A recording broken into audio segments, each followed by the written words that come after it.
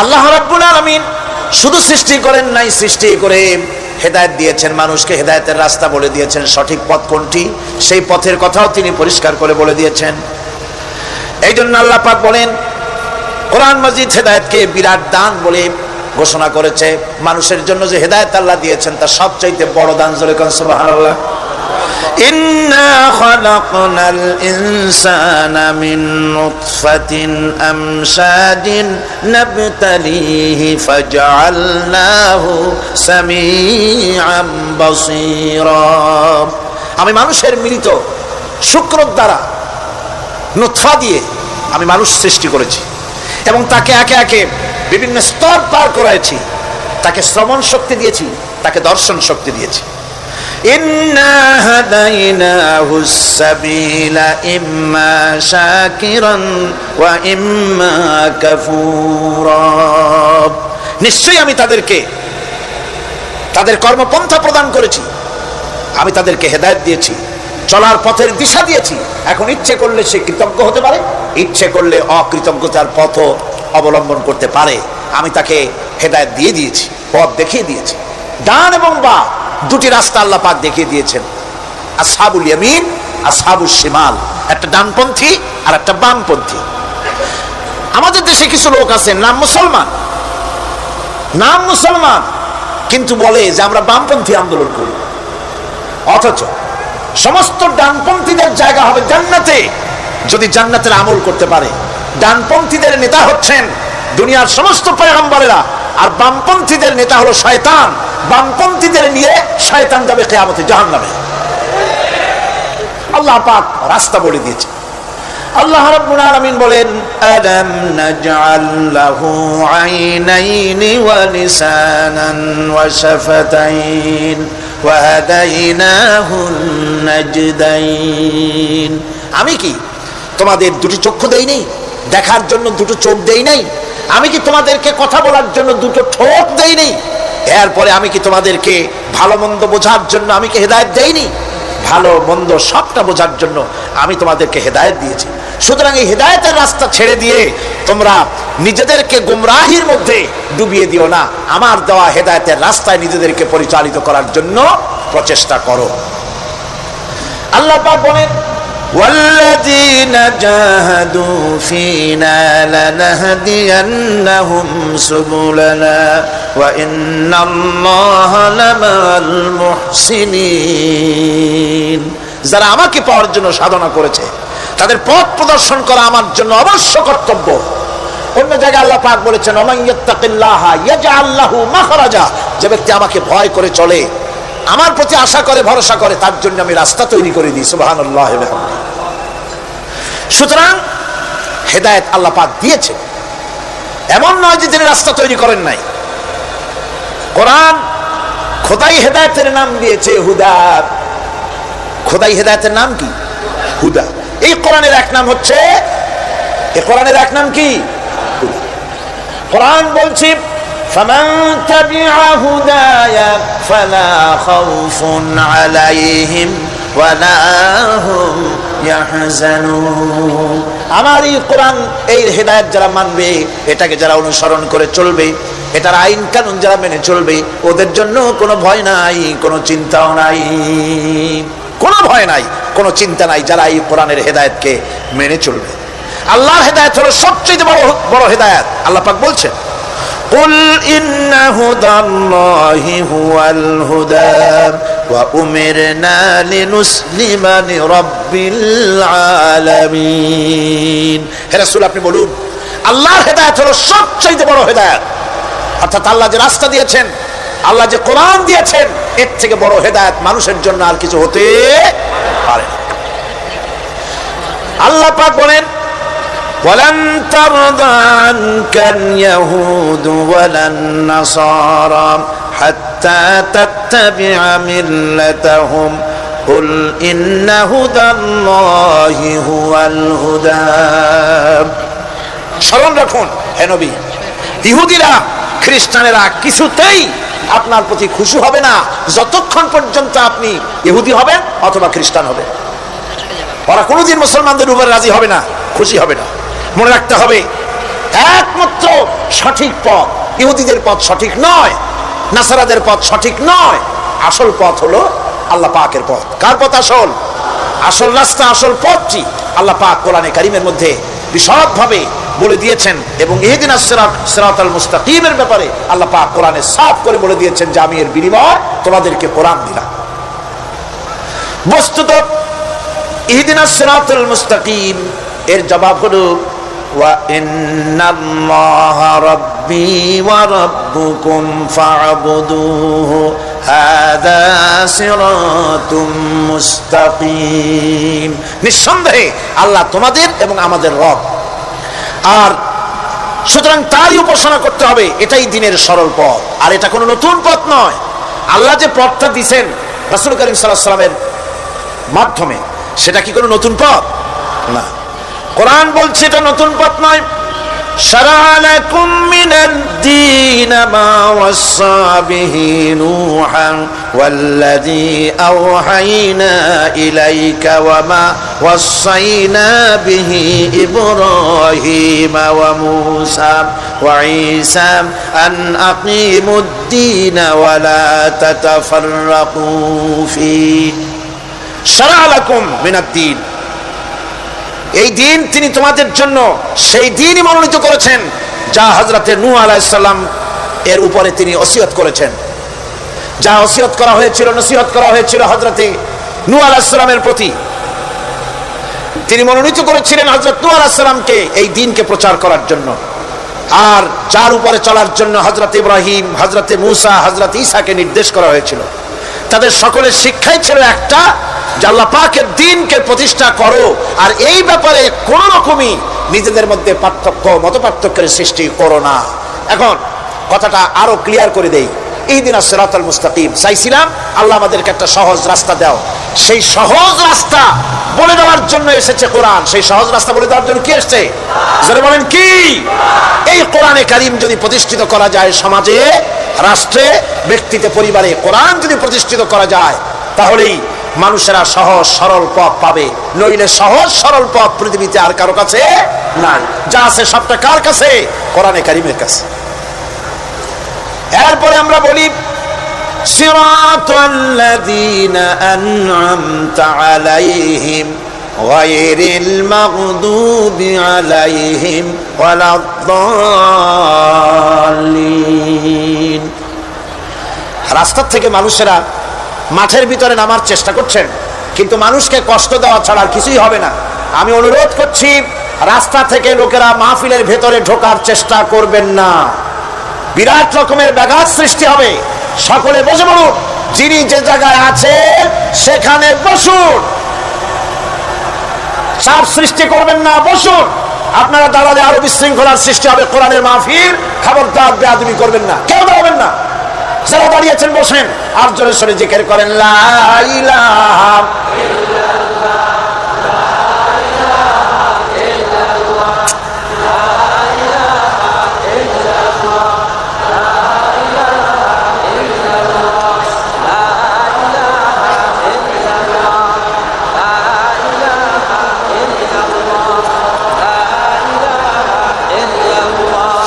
লা ইলাহা ইল্লাল্লাহ। জোরে করেন লা ইলাহা ইল্লাল্লাহ, লা ইলাহা ইল্লাল্লাহ, লা ইলাহা ইল্লাল্লাহ মুহাম্মাদুর রাসূলুল্লাহ। আল্লাহ আল্লাহ আল্লাহ আল্লাহ আল্লাহ আল্লাহ আল্লাহ আল্লাহ। আরো জোরে করেন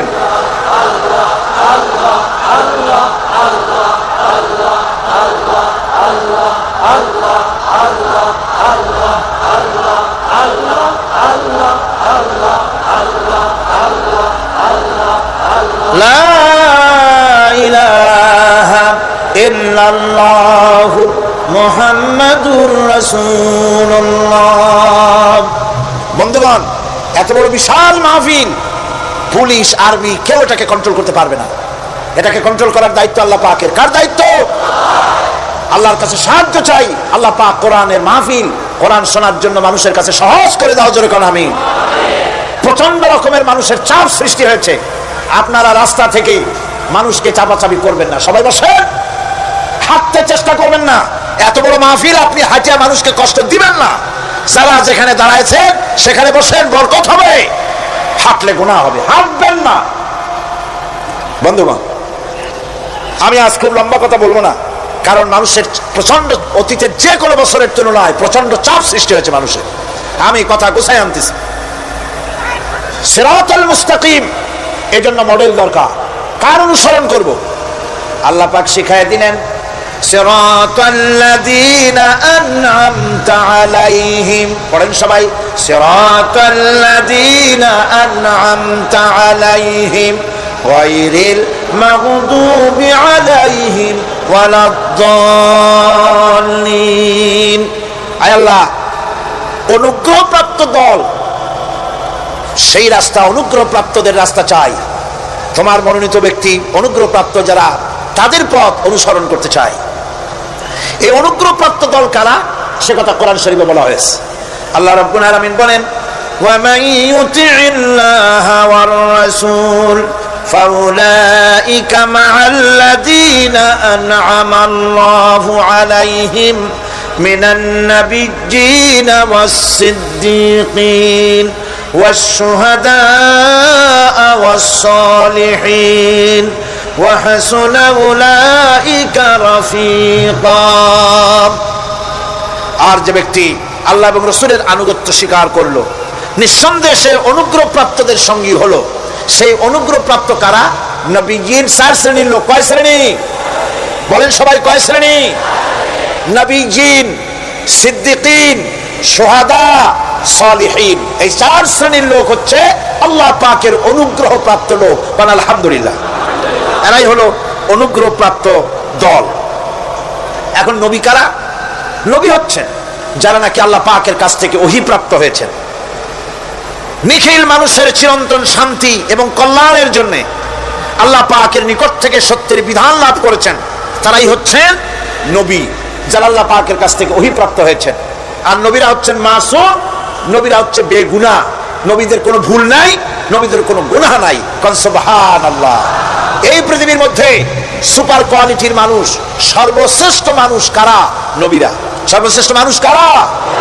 এখানে আবার এক শ্রেণীর লোকেরা বলে যে নবীরে মানুষ কোয়া যাবে না। আছেন এমন লোক, নবীরে মানুষ কোয়া যাবে না। কেন? কেন? নবীর সম্মান কত। আচ্ছা, নবীরে মানুষ বলবো না তো বলবোটা কি? নবীরা কি ফেরেশতা?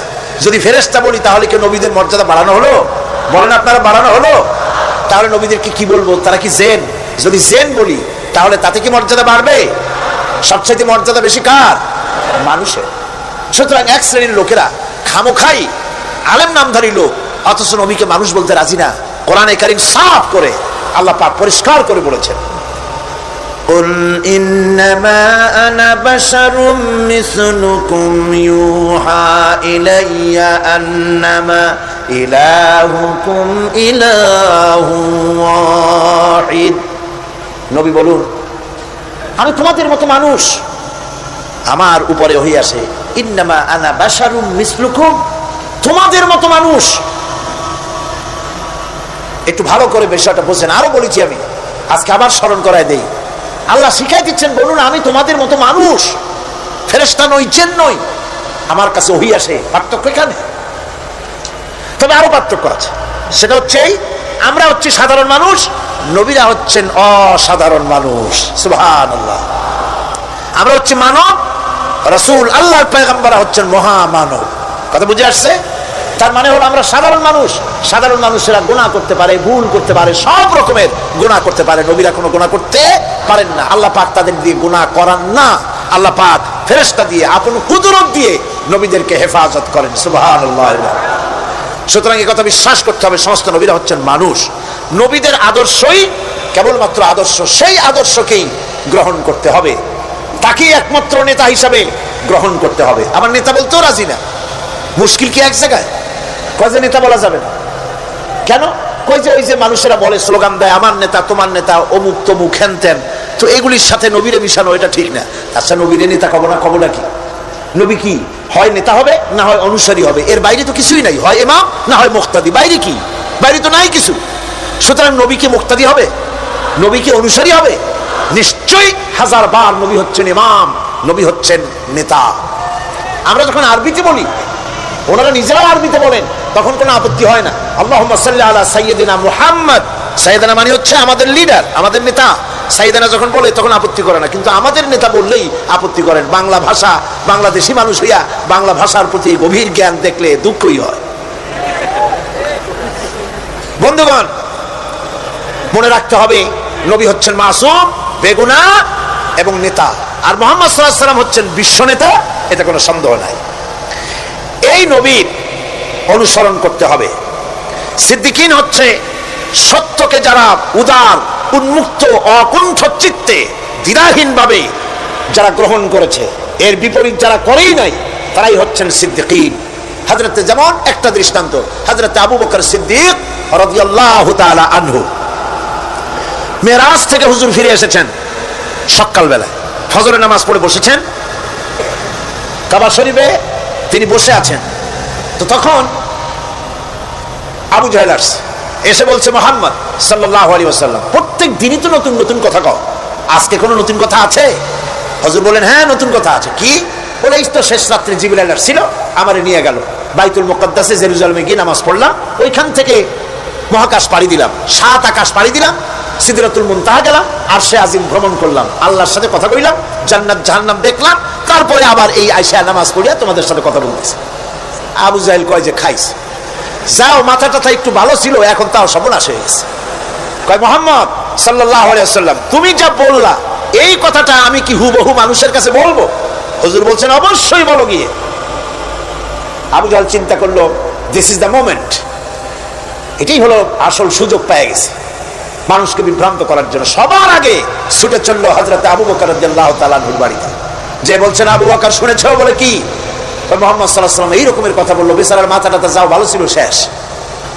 হুজুর বলছেন, আবু জাহেল, আমার রাসূল কি এরকম বলেছেন? আবু জাহেল বলছে, আমার নিজ কানে শুনে আসলাম, এখনো তিনি সেখানে বসা। হযরত আবু বকর বলেন, আবু জাহেল, আমার আল্লাহর নবী তিনি যদি এরকম কথা বলে থাকেন, তাহলে আমি কোনো সন্দেহ পোষণ করি না, অবশ্যই আল্লাহ রাব্বুল আলামিনের হাবিব যা বলেছেন তা সত্য। হযরত আবু বকর রাদিয়াল্লাহু তাআলা আনহু মসজিদে হারামে আসলেন, হুজুরকে জিজ্ঞেস করলেন, হুজুর, আবু জাহেল আমাকে এই সব কথা বললো, এগুলি কি ঠিক? হুজুর বললেন, হ্যাঁ। তিনি ঘটনা বয়ান করলেন।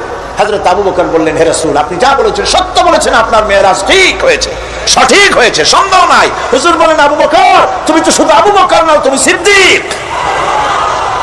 সত্যকে যারা অকুণ্ঠ চিত্তে, অকুণ্ঠ চিত্তে, দ্বিধাহীন ভাবে যারা সত্যের সামনে মাথা নত করেছে, গ্রহণ করে নিয়েছে, দ্বিমত পোষণ করে নাই, কোন রকমের দুষ্ট বুদ্ধির আশ্রয় গ্রহণ করেনি, উল্টাপাল্টা করেনি, এই সমস্ত মানুষেরই হলো সিদ্দিক। আর এদের দলকেই সিদ্দিকিন বলা হয়। তাহলে নবীয়িন, সিদ্দিকিন, এনারা হচ্ছেন নেয়ামত প্রাপ্ত। 3 নম্বরে হচ্ছে শুহাদা, সত্যকে যারা যারা সত্যের সাক্ষী দিয়েছে, সত্যের সাক্ষ্যদাতা। সত্য হচ্ছে ইসলাম। সত্য কি? ইসলাম। সত্য হচ্ছে আল্লাহ, সত্য হচ্ছে নবী, সত্য হচ্ছে কোরআন, সত্য হচ্ছে হাদিস। এই মহাসত্যকে যারা স্বীকৃতি দিয়েছে, নিজেদের কথা দিয়ে, কাজ দিয়ে, ধন দিয়ে, সম্পদ দিয়ে, এমনকি নিজের জীবনটা এই রাস্তায় বিলিয়ে দিয়ে, মহাসত্যের চিরস্থায়ী সাক্ষী দিয়ে দুনিয়া থেকে যারা বিদায় হলেন, ওনারা হচ্ছেন শহীদ। আজ রাস্তাঘাটে শহীদ হয়, যার তার নামের আগে শহীদ বসায় দেয়। শহীদ এত সোজা জিনিস নয়। আল্লাহর রাস্তায়, ধর্মের জন্য, ইসলামের জন্য, আল্লাহর জন্য, কোরআনের জন্য, রাসূলের জন্য যারা জীবন দেন, তারাই হচ্ছে শহীদ। এই শহীদদের মর্যাদা আল্লাহ রাব্বুল আলামিন এত বেশি মর্যাদা দান করেছেন। শহীদদের মর্যাদা আল্লাহ পাক দিয়েছেন, কিয়ামতের দিন শহীদদের কোনো বিচার করা হবে না। আল্লাহ রাব্বুল আলামিন শহীদদেরকে বিনা বিচারে জান্নাত দিয়ে দিবেন। শহীদের বিশাল মর্যাদা, বিরাট মর্যাদা। এই শহীদ শাহাদাতের তামান্না প্রত্যেক মুসলমানের ভিতরে থাকতে হবে।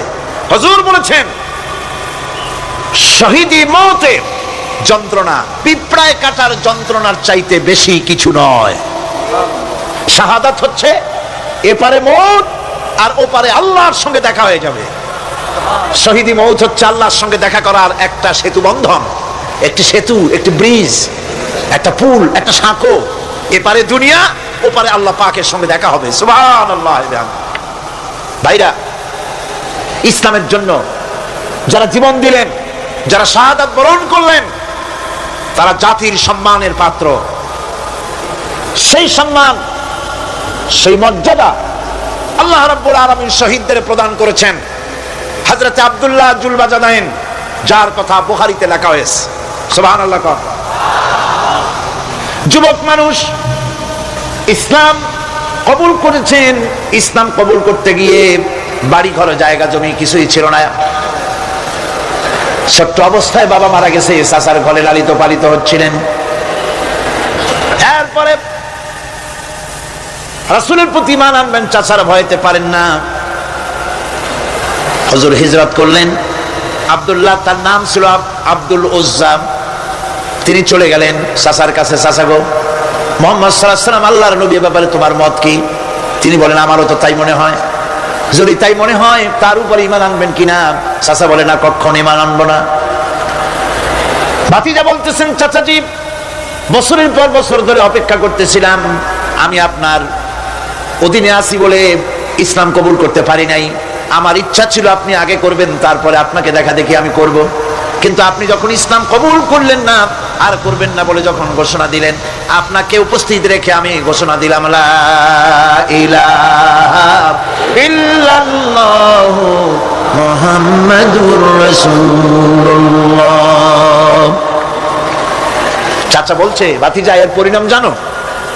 কয় না, জানি না। এর পরিণাম হচ্ছে তুমি আমার বাড়িতে থাকো, আমার বাড়ি ছাড়তে হবে। বললেন, রাজি আছি। উট, ছাগল, ভেড়া, ঘোড়া যা দিছি ছাড়তে হবে। বলছে, রাজি আছে। চাচা বলছে, শুধু তাই নয়, পরনের যে লুঙ্গি আছে, গায়ে যে জামা আছে, আমার পয়সার লুঙ্গি জামা ছাড়তে হবে। ভাতিজা বলছে, ঈমানের জন্য যা চাও সব ছাড়িয়ে দেব। জামা লুঙ্গি খুলে ফেলে দিয়ে দিলেন। হাদিস। তিনি চলে গেলেন মায়ের কাছে। ওই অবস্থায় মা এই যুবক ছেলেকে উলঙ্গ অবস্থায় দেখে 2 হাত দিয়ে নিজের চোখ চেপে ধরেছেন। বাবা, তোমার এই অবস্থা কেন? ছেলে বলছেন, মা, ঈমান আনার কারণে আমার এই অবস্থা হয়েছে। মা বলে, বাবারে, কি চাও আমার কাছে? আব্দুল উজ্জা বলছে, মা, কিচ্ছু চাই না, একটুখানি কাপড় আমারে দাও, আমি বিশ্ব নবী মুহাম্মদ সাল্লাল্লাহু আলাইহি ওয়াসাল্লামের খেদমতে যেতে চাই। মায়ের কাছে পুরানা কম্বল ছিল, কম্বলটা তিনি দিয়ে দিলেন। হযরতে, এখনো তো সে মুসলমান হয়নি, ওই কম্বলটা ছিঁড়ে নিয়ে 2 টুকরা করে কম্বলটা পরলেন, আদাটা, তাতে করে হাঁটু ঢাকে না, আরেকটা কোন রকম গায়ে দিলেন। এরপরে হেঁটে হেঁটে কষ্ট করে মদিনায় চলে গেলেন। মসজিদে নববীর ভিতরে ঢুকে দরজার কাছে বসা বিশ্বনবী জনাবে মুহাম্মদ রাসূলুল্লাহ সাল্লাল্লাহু আলাইহি ওয়াসাল্লাম মসজিদে নববীতে, যুবক, হাঁটুর উপরে কাপড়, মাথার চুল, উস্কো খুস্কো চেহারা, ক্ষুধার্ত চেহারা। হুজুর জিজ্ঞেস করছেন, তুমি কে? তিনি বললেন, আমার নাম আব্দুল উজ্জা। তোমার এই অবস্থা কেন? তিনি বললেন, হুজুর, ঈমান আনার জন্য বাড়ি ঘর, জায়গা জমিন, উট বাছুর সব হারাইছি, এমনকি পরনের লুঙ্গিও আমার দেয় নাই, মায়ের কম্বলটা ছিঁড়িয়ে এনেছি। নবীজি আসহাবে সুফফার ভিতরেই তাকে বসতে দিলেন, তাকে থাকতে দিলেন, আর বললেন, তারে কোরআন শরীফ শিখাবা। আব্দুল উজ্জাকে হুজুর বললেন, তোমার নাম উজ্জা নয়, তোমার নাম আব্দুল্লাহ। হাদিস শরীফে এসেছে, আল্লাহর কাছে 2টা নাম বেশি প্রিয়, একটা হচ্ছে আব্দুল্লাহ, আর একটা হচ্ছে আব্দুর রহমান। মুসলমান হলেন। এরপরে আসহাবে সুফফার মধ্যে বসে আছেন, কোরআন শরীফ জোরে জোরে তেলাওয়াত করেন। আসহাবে সুফফা রাসূলের কাছে নালিশ করলেন, অভিযোগ করলেন, হুজুর, এই আব্দুল্লাহর কোরআন শরীফ এত জোরে পড়ে, তার চিল্লানির জ্বালায় আমরা বিশ্রাম করতে পারি না। নবীজি বললেন, সাহাবীরা, আব্দুল্লাহকে বেশি করে চিল্লাইতে দাও, বাধা দিও না, কারণ তার ঈমান বড় দামের ঈমান হয়েছে, ঈমান আনতে গিয়ে কিছু আনতে পারে নাই,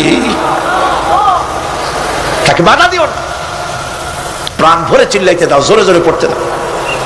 ইতিমধ্যে তাবুকের যুদ্ধের রণদামামা বেজে উঠেছে। রোমান সৈন্যরা হুজুরের সঙ্গে যুদ্ধ করবে, জিহাদ করবে, ইসলামকে পরাজিত করার জন্য তারা আক্রমণের প্রস্তুতি নিল। নবীজি রোমানদের সঙ্গে লড়াই হবে বলে সাহাবায়ে কেরামদের কাছে সাহায্য চাইলেন, যার কাছে যা আছে অস্ত্রপাতি জমা করো, টাকা দাও, পয়সা দাও। সবাই মিলে দিতে লাগলেন। দিতে দিতে মহিলারা গলার হার, নাকের ফুল, কানের দুল হুজুরের সামনে স্তূপ হয়ে গেছে, টাকা করে সোনা দানা সব শুদ্ধ। হুজুর বলছেন, সাহাবীরা সবাই তো সব জিনিস দিলে, আমার আবু বকর রে দেখি না কেন? হযরত আবু বকর রাদিয়াল্লাহু তাআলা আনহু একটা পিলারের আড়ালে দাঁড়ানো ছিলেন। হুজুরের ডাক শুনে তিনি আসলেন, হাতে ছোট্ট একটা থলি, চোখে পানি। থলিটা হুজুরের হাতে তুলে দিলেন। হুজুর থলি ছাড়লেন, দেখা গেল কয়েকটা দিরহাম আর কয়েক কেজি গম, আর কিছু নাই। হুজুর তাকালেন, দেখছেন আবু বকর রাদিয়াল্লাহু তাআলা আনহু চোখের পানিতে দাড়ি ভিজে ভিজে পড়তেছে। হুজুর বললেন, আমার সাহাবীরা, আজ তোমরা সকলে মিলে যে দান করেছো, সেই দানের তুলনায় আবু বকর যে দান করেছে আল্লাহ রাব্বুল আলামিনের কাছে তা বেশি মূল্য হয়েছে। মনের মধ্যে অনেকের প্রশ্ন জাগলো, কেমন করে তা হলো? আমরা এত এত দিলাম। হুজুর জিজ্ঞেস করলেন, ও সাহাবী, তুমি কত দিয়েছো? বাড়ি কত আছে? তিনি বললেন, এত দিছি, এত আছে। তুমি কত দিয়েছো? কত রেখে এসেছো? প্রত্যেকে এরকম বলল। হযরতে ওসমান, হযরতে ওমর, হযরতে আলী রিদওয়ানুল্লাহ তাআলা আলাইহিম আজমাইন, তারাও বললেন, অর্ধেক এনেছি, অর্ধেক থুয়ে আসছি, 2 ভাগ এনেছি, 1 ভাগ রেখে আসছি। সব শেষে নবীজি হযরত আবু বকর রাদিয়াল্লাহু তাআলা আনহুকে প্রশ্ন করলেন, আবু বকর, তুমি কি এনেছো আর বাড়ি কি রেখে এসেছো? হযরত আবু বকর বলেন, ইয়া রাসূলুল্লাহ, ইয়া হাবিবাল্লাহ, আমার বাড়িতে জাগতিক সম্পদ বলতে যা বুঝায় সবটুকু এনে নবীজির কদম মোবারকে দান করে দিয়েছি। আবু বকরের ঘরে এখন আল্লাহ আর তার রাসূল ছাড়া কোনো জিনিস বাকি নাই, যা ছিল সব এনেছি। হুজুর জিহাদে রওনা হলেন 30,000 সৈন্য সাথে, 30 সহস্র সৈন্য নিয়ে নবীজি তাবুকের দিকে চললেন। পথের মধ্যে হযরত আব্দুল্লাহ এসে হুজুরের সামনে দাঁড়ায় গেছেন। আব্দুল্লাহ এসে বলেন, ইয়া রাসূলুল্লাহ, একটু দাঁড়ান। এই জিহাদে মেয়ে লোক, পুরুষেরা, সাহাবীরা সবাই প্রাণ ভরে দান করলো, কিন্তু আমি এমন এক বান্দা, আল্লাহর কিছুই দিতে পারলাম না। আমার তো দেওয়ার মতো কিছুই নাই হুজুর, আমার দেওয়ার মতো কিছুই নাই। তবে আমি আপনার কাছে দোয়া চাই, আপনি দোয়া করুন, আমি যেন এই যুদ্ধে, এই জিহাদের ময়দানে আমি যেন শহীদ হতে পারি। নবীজি বললেন, একটু বাকল নিয়ে আসো গাছের। একটা গাছের বাকল আনা হলো। এই বাকলটা হুজুর নিজ হাতে আব্দুল্লাহর হাতে বাঁধা দিলেন, আর বললেন, রব্বুল আলামিন, আমি আব্দুল্লাহর রক্ত কাফেরদের জন্য হারাম করে দিলাম। হযরত আব্দুল্লাহ কেঁদে জারজার হয়ে যাচ্ছেন, বলছেন, ইয়া রাসূলুল্লাহ, আমি চাইলাম শহীদ হব, আর আপনি আমার রক্তকে কাফেরদের জন্য হারাম করে দিলেন। হুজুর বলেন, আব্দুল্লাহ রে, এখন যদি তোমার মৃত্যু জ্বরের ভিতরে হয়, আল্লাহ রাব্বুল আলামিন তোমারে শাহাদাত নসিব করে দিবেন। তাবুকের ময়দানে হুজুর চলে গেলেন। কয়েকদিন পরে খবর আসলো হুজুরের কাছে, আব্দুল্লাহ কয়েকদিন জ্বর ভোগ করে আব্দুল্লাহ মারা গিয়েছেন। হুজুর বললেন, তার জানাজার ব্যবস্থা করো, কাফন দাফনের ব্যবস্থা করো। ব্যবস্থা হয়ে গেল। রাতের বেলায় দাফন হবে। একজন লোক কবরের কাছে দাঁড়ায় টিম টিম করে একটা আলো নিয়ে দাঁড়ায় আছে, আর একজন লোক কবরের ভিতরে নেমেছেন। 2 ব্যক্তি লাশ 2 হাতে উঁচু করে নিয়ে আসতেছেন কবরের কাছে। যিনি কবরের ভিতরে দাঁড়ানো, তিনি বলতেছেন, লাশ বহন করে তোমরা যে 2 জন আনতেছো, লাশের সাথে খবরদার বেয়াদবি করো না, তোমাদের ভাইয়ের সঙ্গে আদব করো। এই বলে কবরের ভিতরে যিনি দাঁড়িয়েছিলেন, তিনি লাশটারে ধরলেন। কবরের ভিতরে দাঁড়িয়ে তিনি লাশ ধরেছেন, লাশকে কবরে শোয়াই দিয়েছেন। তিনি আর কেউ নন, তিনি বিশ্বনবী মুহাম্মদুর রাসূলুল্লাহ। নিজের হাতে হযরত আব্দুল্লাহকে শোয়াই দিলেন। লাশ বহন করে যে 2 জন আনলেন, তার একজন হলেন হযরত আবু বকর, আর একজন হযরত ওমর রাদিয়াল্লাহু তাআলা আনহুমা। আর আলো নিয়ে যিনি দাঁড়িয়েছেন, টিম টিম করে জ্বলতেছেন, তিনি হযরত বেলাল।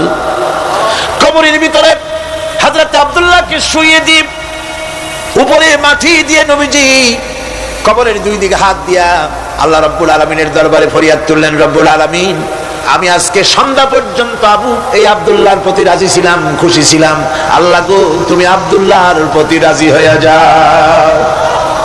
হযরত ইবনে মাসউদ রাদিয়াল্লাহু তাআলা আনহু পাশে দাঁড়ানো ছিলেন। চিৎকার দিয়ে কেঁদে কেঁদে বললেন, আয় আল্লাহ তাআলা, এই কবরের ভিতরে আজকে আব্দুল্লাহ লাশটা না হইয়া যদি আমার লাশ হতো, আমার ভাগ্যটা খুলে যেত। শহীদের মর্যাদা আল্লাহ পাকের কাছে সব থেকে বেশি। এই শহীদের পথ নিয়ামত প্রাপ্তদের পথ। যারা নিয়ামত পেয়েছে পৃথিবীতে, নবীজিন, সিদ্দিকিন, শুহাদা, এরাই হচ্ছেন নিয়ামত প্রাপ্ত। আল্লাহর রাস্তায় জীবন দেওয়ায় যে মজা, পৃথিবীতে আর কোনো কিছুতে সেই মজা নাই। হযরত ওমর রাদিয়াল্লাহু তাআলা আনহু দোয়া করতেন, আল্লাহুম্মা রযুকনি শাহাদাতান ফি সাবিলিক ওয়াজআল মাউতি ফি বালাদি রাসূলিক। আয় আল্লাহ, তুমি আমাকে শাহাদাতের মত আমাকে দান করো। শাহাদাতের তামান্না প্রত্যেকটি মুসলমানের ভেতরে থাকতে হবে। শহীদ হওয়া যাবে ইসলামের জন্য। সময় হয়তো আসতে পারে, হয়তো এমন সময় আসতে পারে যখন কোরআনের মর্যাদাকে টিকে রাখার জন্য, সুন্নতে নববীকে টিকে রাখার জন্য জান দেওয়া লাগতে পারে। তখন কি আপনারা জীবন দিতে পারবেন?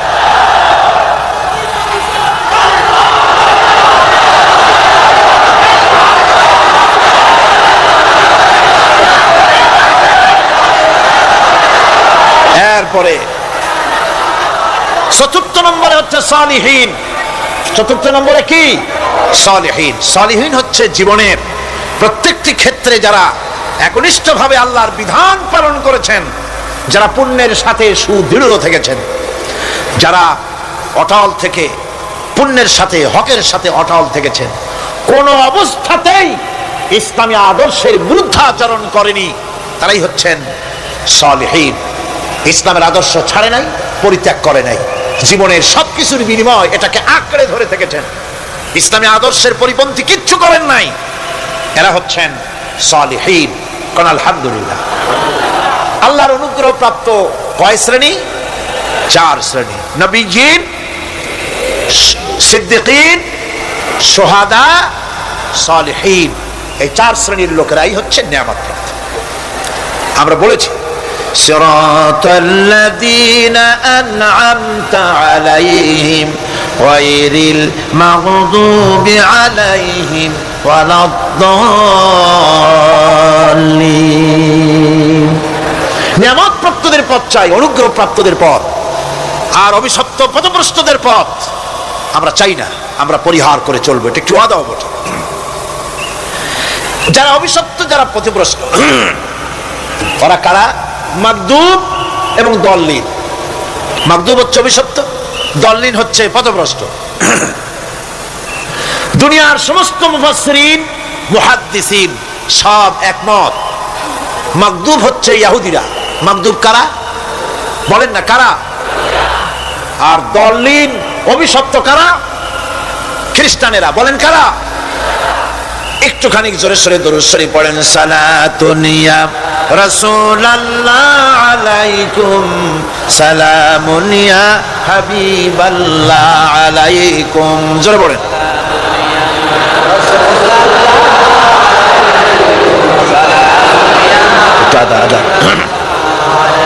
সালাতুন ইয়া রাসূলুল্লাহ।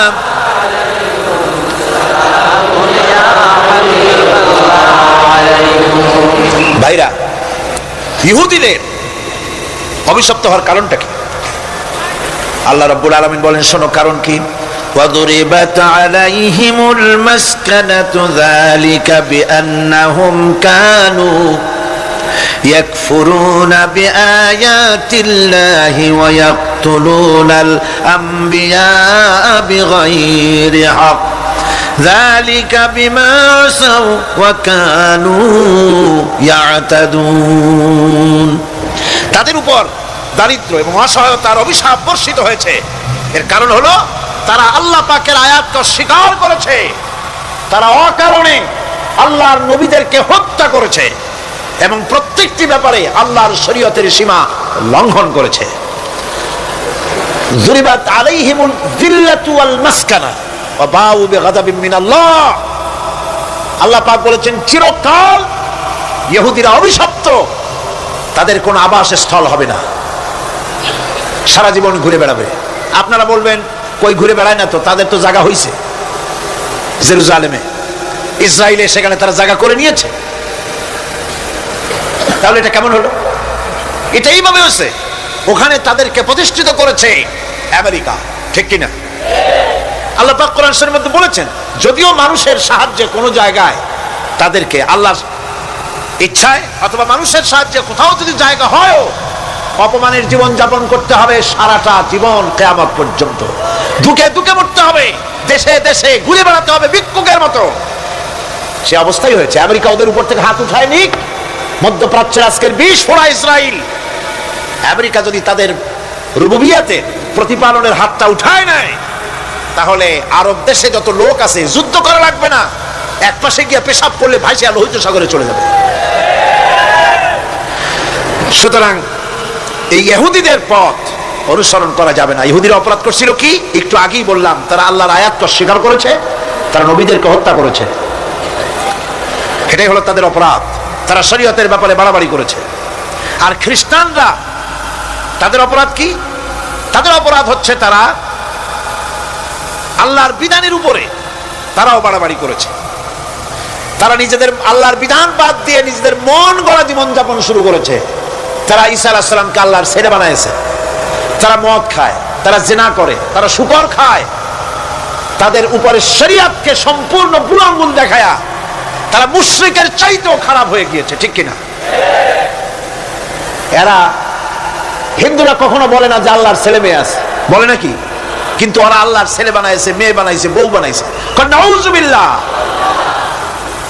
আমেরিকায়, ইংল্যান্ডে, সেসব জায়গায় গির্জায় আজ আর খ্রিস্টান যাওয়ার লোক নাই। সপ্তাহে একদিন ইবাদত করে, সানডে। সেই সপ্তাহের একদিন ইবাদত করতে লোক পাওয়া যায় না। সেদিন তারা ফুর্তিনাট্টি করার জন্য বউ বাচ্চা নিয়ে, মটর নিয়ে, সিবেচে গিয়ে কাপড় চোপড় ভাড়াইয়া যা খুশি তাই করে। তারা মসজিদে আসে না, কি বলে গির্জায় যায় না। ফলে আমার নিজের চোখে দেখেছি বহুত গির্জা এমন আছে যার সামনে লেখা আছে ফর সেল, বিক্রয়ের জন্য। এই সাইনবোর্ড যখন লাগায়, এলাকার মুসলমানেরা চান্দা তুলিয়া গির্জা কিনা সব সমানে মসজিদ বানাইতেছে। ইংল্যান্ডে আজ থেকে 100 বছর আগে মসজিদ ছিল মাত্র একটা। সেই গ্রেট ব্রিটেনে এখন মসজিদের সংখ্যা 7000-এর উপরে। আলহামদুলিল্লাহ। সুতরাং এই খ্রিস্টান এবং ইহুদিদের পথ অনুসরণ করা যাবে না। কিন্তু তারপরেও আমরা অনুসরণ করছি না, করছি না? করছি। বিশ্ব কবি সম্রাট আল্লামা ডক্টর ইকবাল रहमतुल्लाह अलैहि সুন্দর করে বলেছেন, वदर में हो तुम नसारा तू तमद्दुन में हो नूद, वदर में हो तुम नसारा तू तमद्दुन में हो नूद, ये मुसलमान है जिन्हें देख के शर्माए यहूद। चल चलने हिंदू তুমি, বেশভূষাতে খ্রিস্টান, মুসলমান এই যারে দেখে ইহুদ করে লজ্জা জ্ঞান। তুমি নাকি মুসলমান? কাপড় চোপড় দেখলে মনে হয় তুমি তো খ্রিস্টান। জামা কাপড়, তোমার অবস্থা দেখলে মনে হয় তুমি খ্রিস্টান। তোমার ওঠা বসা, বিয়ে শাদী, সংস্কৃতি দেখলে মনে হয় তুমি হিন্দু। আর তোমার লেনদেন দেখলে ইহুদিরা পর্যন্ত তোমাকে ঘৃণা করে। কথা ঠিক কিনা? কথা ঠিক কিনা? এই হলো মুসলমানদের অবস্থা। সুতরাং আল্লাহ পাক বলছেন ইহুদিদেরকে ছাড়তে হবে, খ্রিস্টানদের অনুকরণ ছাড়তে হবে। ইহুদি খ্রিস্টান সকলের অনুকরণ ছেড়ে দিয়ে নিয়ামত প্রাপ্ত ওই 4 শ্রেণীর লোকের অনুসরণ করতে হবে, তাহলেই খাঁটি মুসলমান হওয়া যাবে। বল আলহামদুলিল্লাহ। এই হলো সূরা ফাতিহা, যা গত আজকের দিন সহ 5 দিন আমরা আলোচনা করলাম। বল আলহামদুলিল্লাহ। এখন এই সূরা ফাতিহাকে আমি আপনাদের পকেটে উঠাই দিতে চাই, যাতে করে মনে থাকে। 5 দিনের অনেক কথা এক জায়গায় করে দিলে মনে করতে সুবিধা হবে, ঠিক কিনা? মনে রাখতে সুবিধা হবে। সূরা ফাতিহা আয়াত কয়টা? এই 7টি আয়াতের 7টি শিক্ষা আছে। সূরা ফাতিহার শিক্ষা 1, সকল প্রশংসা কেবলমাত্র হাদিস শরীফে এসেছে, ইদা মুদিহাল ফাসিকু ইহতাজ্জাতিল আরশ। যখন কোন ফাসিকের প্রশংসা করা হয়, যে ব্যক্তি নামাজ পড়ে না, রোজা করে না, দিন মানে না, ঈমান নাই, চরিত্র নাই, এমন লোককে যখন প্রশংসা করা হয়, আল্লাহ পাকের আরশ গোসায় থরথর করে কাঁপতে থাকে। সুতরাং সমস্ত প্রশংসা হবে কার? পার্লামেন্টে যখন বাজেট বক্তৃতা হলো, বাজেটের উপরে ৩৯ ঘন্টা আলোচনার সুযোগ এলো। আমি দেখলাম প্রত্যেকেই আলোচনার সময় বলছেন, আমি স্মরণ করছি সহস্র বছরের অমুক, শ্রেষ্ঠ অমুক, আমার নেতা অমুক, এভাবে বলছে। প্রত্যেকেই দাঁড়িয়ে বলছে আমি স্মরণ করি অমুক আর তমুক। আমি খুব চিন্তায় পড়ে গেলাম, আহারে পৃথিবীর দ্বিতীয় বৃহত্তম মুসলিম দেশ, আমার আল্লাহর নাম উঠছে না। আমি সময় পেলাম 25 মিনিট। তথ্য মন্ত্রণালয়ের কলিজা তো পুঁটি মাছের মতো বড়, সেই জন্য আমার বক্তব্য তারা দেয় নাই। ওই 25 মিনিটে আমি যে আলোচনা করেছি, আমি প্রথম দাঁড়ায়া আমার তৃপ্তি, মনে হয় এই রকমের তৃপ্তি আমার কখনো নিকট বর্তমানে কোনদিন হয়েছে কিনা আল্লাহই জানে। ওই দিন আমি যা তৃপ্তি পেয়েছি, আমি দাঁড়িয়ে বললাম নাহমাদু নুসাল্লি আলা হামদ সানা কুইয়া, তারপরে বললাম আমি স্মরণ করছি হৃদয়ের সবটুকুন আবেগ উজাড় করে, জীবনের সব শ্রদ্ধা একত্রিত করে আমি স্মরণ করছি। যখন বলছি দেখি দুই দিকের মানুষ হতচকিত হয়েছে, কার নাম করি। আমি বললাম আমি স্মরণ করছি বিশাল ওই আকাশের মালিক, বিস্তীর্ণ এই জমিনের মালিক, কুল কায়নাতের মালিক আমার আল্লাহ রাব্বুল আলামিনকে স্মরণ করছি।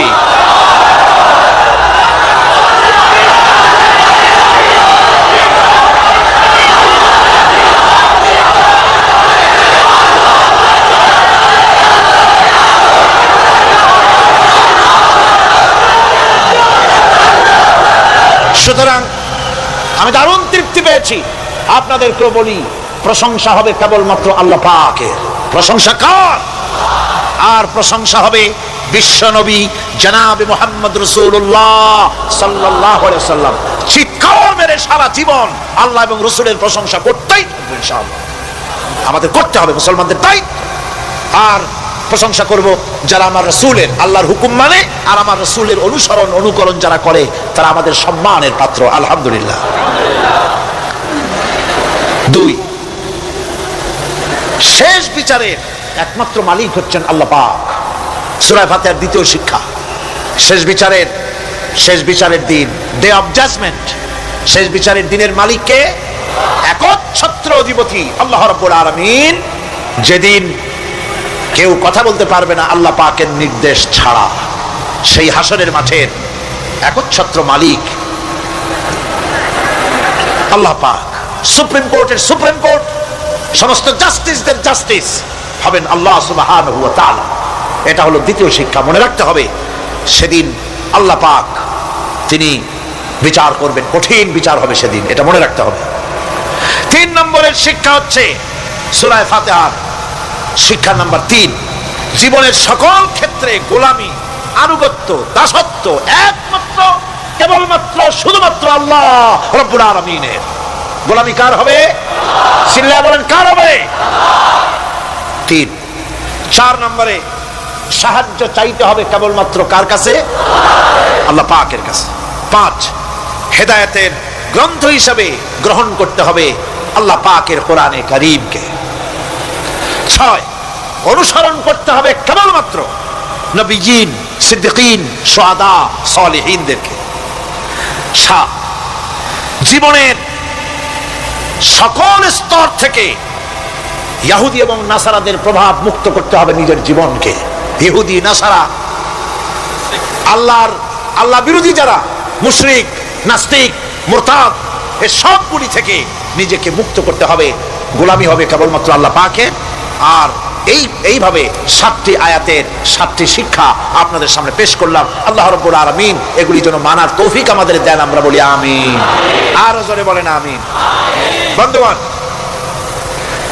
গায়রিল মাগদুবি আলাইহিম ওয়ালাদ-দাল্লিন আমরা পড়ি, ইহুদি এবং খ্রিস্টানের পথ অনুসরণ করব না বলি, কিন্তু এই তো 1 জানুয়ারি আসতেছে। 1 জানুয়ারি 1997 সন, 31 ডিসেম্বর রাত 12টা 1 মিনিটের সময় বাংলাদেশের শহর সমূহে বাজি পোড়ানো শুরু হয়। কথা ঠিক কিনা? আমি জিজ্ঞেস করতে চাই, এটা কি খ্রিস্টানের দেশ? জোরে বলেন, এটা কি খ্রিস্টানের দেশ? অবশ্য আমাদের দেশে খ্রিস্টান, হিন্দু, বৌদ্ধ যারা আছে তারাও আমাদের নাগরিক, সন্দেহ নাই। কিন্তু এই দেশ হচ্ছে পৃথিবীর দ্বিতীয় বৃহত্তম মুসলিম দেশ।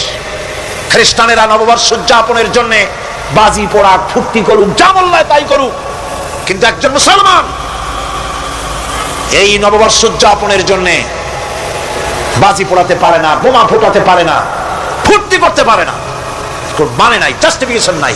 এটা যদি করা হয় আপনি খ্রিস্টানদের গোলামি করছেন, এটাই প্রমাণিত হবে। পয়লা বৈশাখ নববর্ষ উদযাপন করা হয় আমাদের দেশে, আজ 2-4 বছর ধরে শুরু হয়েছে পয়লা বৈশাখ উদযাপন করা। পয়লা বৈশাখে সকালবেলায় বাসন্তী রঙের শাড়ি পরে সারা রাত রাস্তায় আলপনা এঁকে রমনা লেকের পাশে গিয়ে যুবতী আর যুবকরা বাসন্তী রঙের শাড়ি পরে সূর্য উদয়ের পানে করজোড়ে সেদিকে তাকিয়ে বলে, এসো হে নববৈশাখ স্বাগতম হে। বৈশাখ বলে বাবাজিরা আমারে ডাকতেছো, ওয়েট এন্ড সি, অপেক্ষা করো, আসতেছি। যে বৈশাখকে ডাকা হলো, স্বাভাবিক বৈশাখ কাল বৈশাখীর রুদ্র রূপ ধারণ করে 180 মাইল স্পিডে এসে বাড়ি ঘর কল কারখানা ভাঙ্গা জনমের মতো স্বাগতম হে। এরপর রাজনৈতিক নেতৃবৃন্দ এবং বুদ্ধিজীবী, ছাত্র ছাত্রী, শিক্ষক, এক শ্রেণীর শিক্ষক বৃন্দ মঙ্গল প্রদীপ জ্বালিয়ে দিনের সূচনা করেন। কুকুরের মুখোশ, গাধার মুখোশ, কুমিরের মুখোশ পরে মিছিল করেন। ঢোল আরো কি হাবিজাবি বাজাইয়া ফুর্তির চোটে শীতই পড়বে না খারাপ হয়ে থাকবে দিশা করতে পারে না। ঠিক কিনা কন? আমি জিজ্ঞেস করি, পয়লা বৈশাখের সাথে উদযাপন, নববর্ষ উদযাপনের সাথে মুখোশ পরার সম্পর্ক কি? গরু আর গাধার শুকরের মুখোশ পরে আপনি কি বুঝাতে চান যে নতুন বছরটা জাতির সাথে গাধার মতো ব্যবহার করবেন অথবা কুকুরের মতো? নাউযুবিল্লাহি মিন যালিক। মুসলমানদের জন্য জায়েজ নাই, হারাম হারাম। বৈশাখের কোনো গুরুত্ব নাই। পয়লা বৈশাখ যদি কিছু করতেই হয়, ফজরের নামাজ পড়ে, দরুদ পড়ে, তেলাওয়াত করে আল্লাহর কাছে মুসলমানের দোয়া করা দরকার। আল্লাহ, বিগত বছরটা পার করেছি গুনাহ করে, নাফরমানি করে, আগামী বছর আমাদেরকে নেককার বানাও, নামাজি বানাও, চরিত্রবান বানাও, দিনদার বানাও। বছরটা দেশের জন্য, জাতির জন্য কল্যাণকর করে দাও। ভালো হইতো না? ভালো হইতো না? ভালো হতো। কিন্তু কপাল খারাপ, সংস্কৃতির নামে আসছে বেহায়াপনা। ভারতীয় উৎসব হয় বাংলাদেশে, ইন্ডিয়ান ফেস্টিভ্যাল। আমি প্রশ্ন করতে চাই সরকারের কাছে, বাংলাদেশের উৎসব ভারতে হয় কিনা? যদি বাংলাদেশের উৎসব ভারতে না হয়, বাংলার মাটিতে ভারতের উৎসব কেন?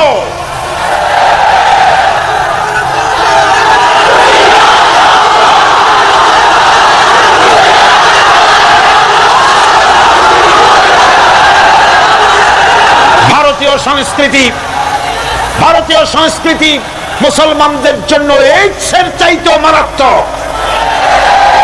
ওই সংস্কৃতির সাথে আমাদের কোনো মিল নাই। তেল আর পানি কোনোদিন মিশবে না। আমাদের সংস্কৃতি সম্পূর্ণ আলাদা, ঈমান ভিত্তিক, তাওহীদ ভিত্তিক সংস্কৃতি আমাদের। যুবতী মেয়েদেরকে এনে প্রতিদিন সপ্তাহে সপ্তাহে ডজনকে ডজন শিল্পী আনা হচ্ছে আমাদের দেশে, গায়িকা, নর্তকী। আমাদের দেশের ভাবমূর্তিকে নষ্ট করা হয়েছে। গান বাজনার দিকে উঠে পড়ে লেগে গিয়েছে জাতি আজ। এই জাতির দুর্ভাগ্য কোথায় গিয়ে ঠেকবে আল্লাহ পাক জানেন। আমরা মুসলমান, আমাদের উন্নতি, আমাদের অরুজ, আমাদের জওয়াল, আমাদের উন্নতি আর আমাদের অবনতি কিসে হবে?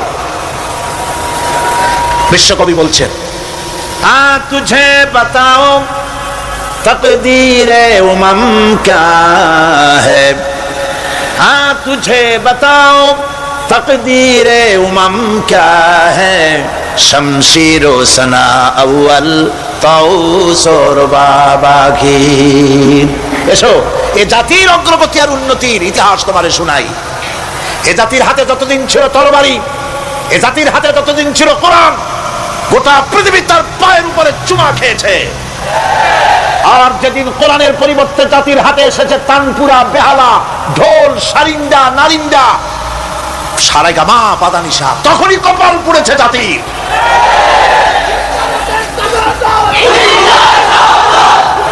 আজ আমাদের দেশে স্বাধীনতার রজত জয়ন্তী উদযাপন হয়েছে, শুধু গান আর গান, নাচ আর নাচ। সরকারের কোটি কোটি টাকা খরচ হয়েছে। স্বাধীনতার জন্য তো উৎসব করবই। স্বাধীনতা থাকলে আমরা থাকবো, স্বাধীনতা না থাকলে আমরা গোলাম হয়ে যাব, ঠিক কিনা? কিন্তু আমার পদ্ধতি আলাদা, আমার ইসলামের পদ্ধতি আলাদা। আমরা হিন্দুর মতো, খ্রিস্টানের মতো নাচতে পারি না, গাইতে পারি না, ঢোল বাজাতে পারি না। বিজয় এলে কি করবেন আল্লাহ শিখাই দিয়েছেন। কে শিখিয়েছে? আল্লাহ রাব্বুল আলামিন বলেন, ইযা জাআ নাসরুল্লাহি ওয়াল ফাত ওয়া রাআইতান নাসা ইয়াদখুলুনা ফি দীনিল্লাহি আফওয়াজা ফাসাব্বিহ বিহামদি রাব্বিকা ওয়াস্তাগফির ইন্নাহু কানা তাওয়াবা। আল্লাহর পক্ষ থেকে যখন বিজয় আসবে, ও নবী, বিজয় যখন আসবে আল্লাহর পক্ষ থেকে, তখন আপনি দেখতে পাবেন আল্লাহর পক্ষ থেকে মদদ, বিজয় যখন আসবে দলে দলে লোক ইসলামের মধ্যে প্রবেশ করবে। এই বিজয় দেখে আপনি কি করবেন? আপনার জন্য দায়িত্ব তখন ফাসাব্বিহ বিহামদি রাব্বিকা ওয়াস্তাগফির ইন্নাহু কানা তাওয়াবা। আপনি বেশি করে ইস্তেগফার করুন, বেশি করে তাসবিহ পড়ুন। রাসূল কারীম সাল্লাল্লাহু আলাইহি ওয়াসাল্লাম এই সূরা নাযিল হওয়ার পর, ইসলামের চূড়ান্ত বিজয়ের মুহূর্তে এই সূরা যখন নাযিল হলো, রাসূল কারীম সাল্লাল্লাহু আলাইহি ওয়াসাল্লাম হাদিস শরীফে এসেছে সারাক্ষণ বেশিরভাগ পড়তেন সুবহানাকা আল্লাহুম্মা ওয়া বিহামদিকা নাস্তাগফিরুকা ওয়া নাতুবু ইলাইক। সুবহানাকা পড়েন, সুবহানাকা আল্লাহুম্মা ওয়া বিহামদিকা নাস্তাগফিরুকা ওয়া নাতুবু ইলাইক। রাসূল কারীম সাল্লাল্লাহু আলাইহি ওয়াসাল্লামকে হযরত আয়েশা সিদ্দিকা রাদিয়াল্লাহু তাআলা আনহা জিজ্ঞেস করেছেন, হুজুর আপনি এখন এই দোয়াটা এত বেশি বেশি করতেছেন কেন? হুজুর বলেছেন, এটা আমাকে পড়তে বলা হয়েছে, আমাকে ইস্তেগফার করতে বলা হয়েছে, আমাকে তাসবিহ করতে বলা হয়েছে। অর্থাৎ বিজয়ে বিনয়ী হও। স্বাধীনতা দেন আল্লাহ, টিকায় রাখার মালিকও সে আল্লাহর প্রতি রুজু হতে হবে, মাথা নত করতে হবে। ঢোল বাজায় জাতির স্বাধীনতা রক্ষা করা যাবে না। গান গে নাটক করে ভারতীয় সংস্কৃতির উলঙ্গ বেহায়া নর্তকী এনে বাংলাদেশের স্বাধীনতা রক্ষা করা যাবে না। স্বাধীনতা রক্ষা করতে পারবে ইমানদার সাহসী সরকার। ইমানদার হতে হবে, সাহসী হতে হবে।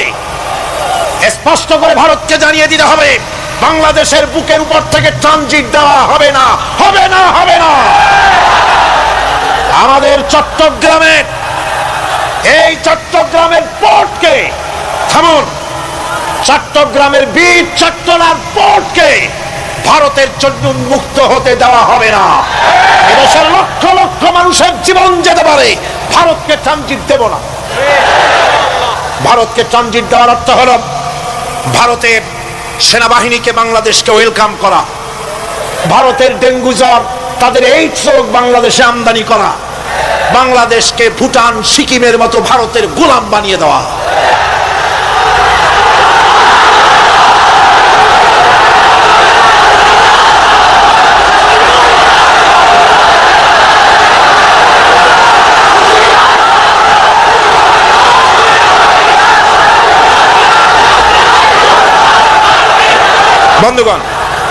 বন্ধুগণ, আমি বলতেছিলাম থামুন।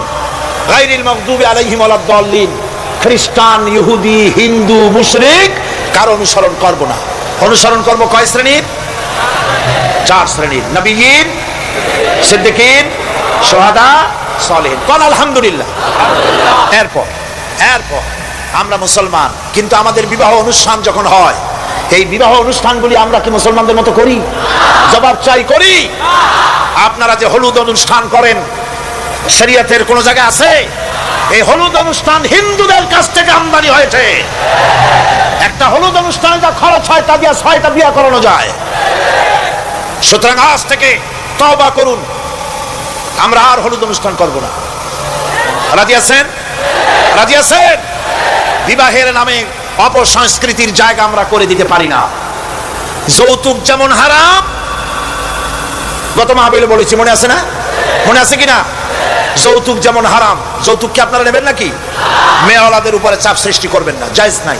মেয়েওয়ালারা যদি ইচ্ছে করে কিছু দেয় নিবেন।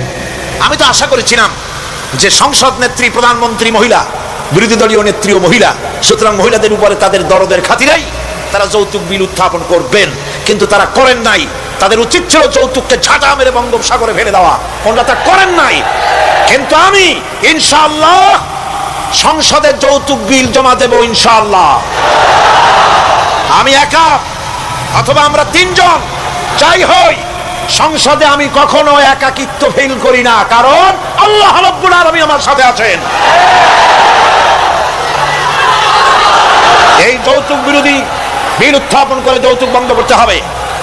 2 নম্বরের কথা হচ্ছে, মেয়েওয়ালারা তারাও আবার একটা খারাপ কাজ শুরু করেছেন, সেটা হলো বেশি পরিমাণের মহারানা চাপায় দেওয়া। মহারানা এটা শরীয়ত কোনো বাধ্যে টাঙ্গে দেয় নাই। ছেলেপক্ষ যদ্দূর দিতে পারে সেইটা মেয়েওয়ালাদের আন্দাজ থাকা উচিত। অহেতুক যৌতুক, অহেতুক মহারানা চাপায় দিবেন না। এটা একটি ট্র্যাডিশন হয়েছে। 5,55,515 টাকা 1 পয়সা, বাজে কাজ।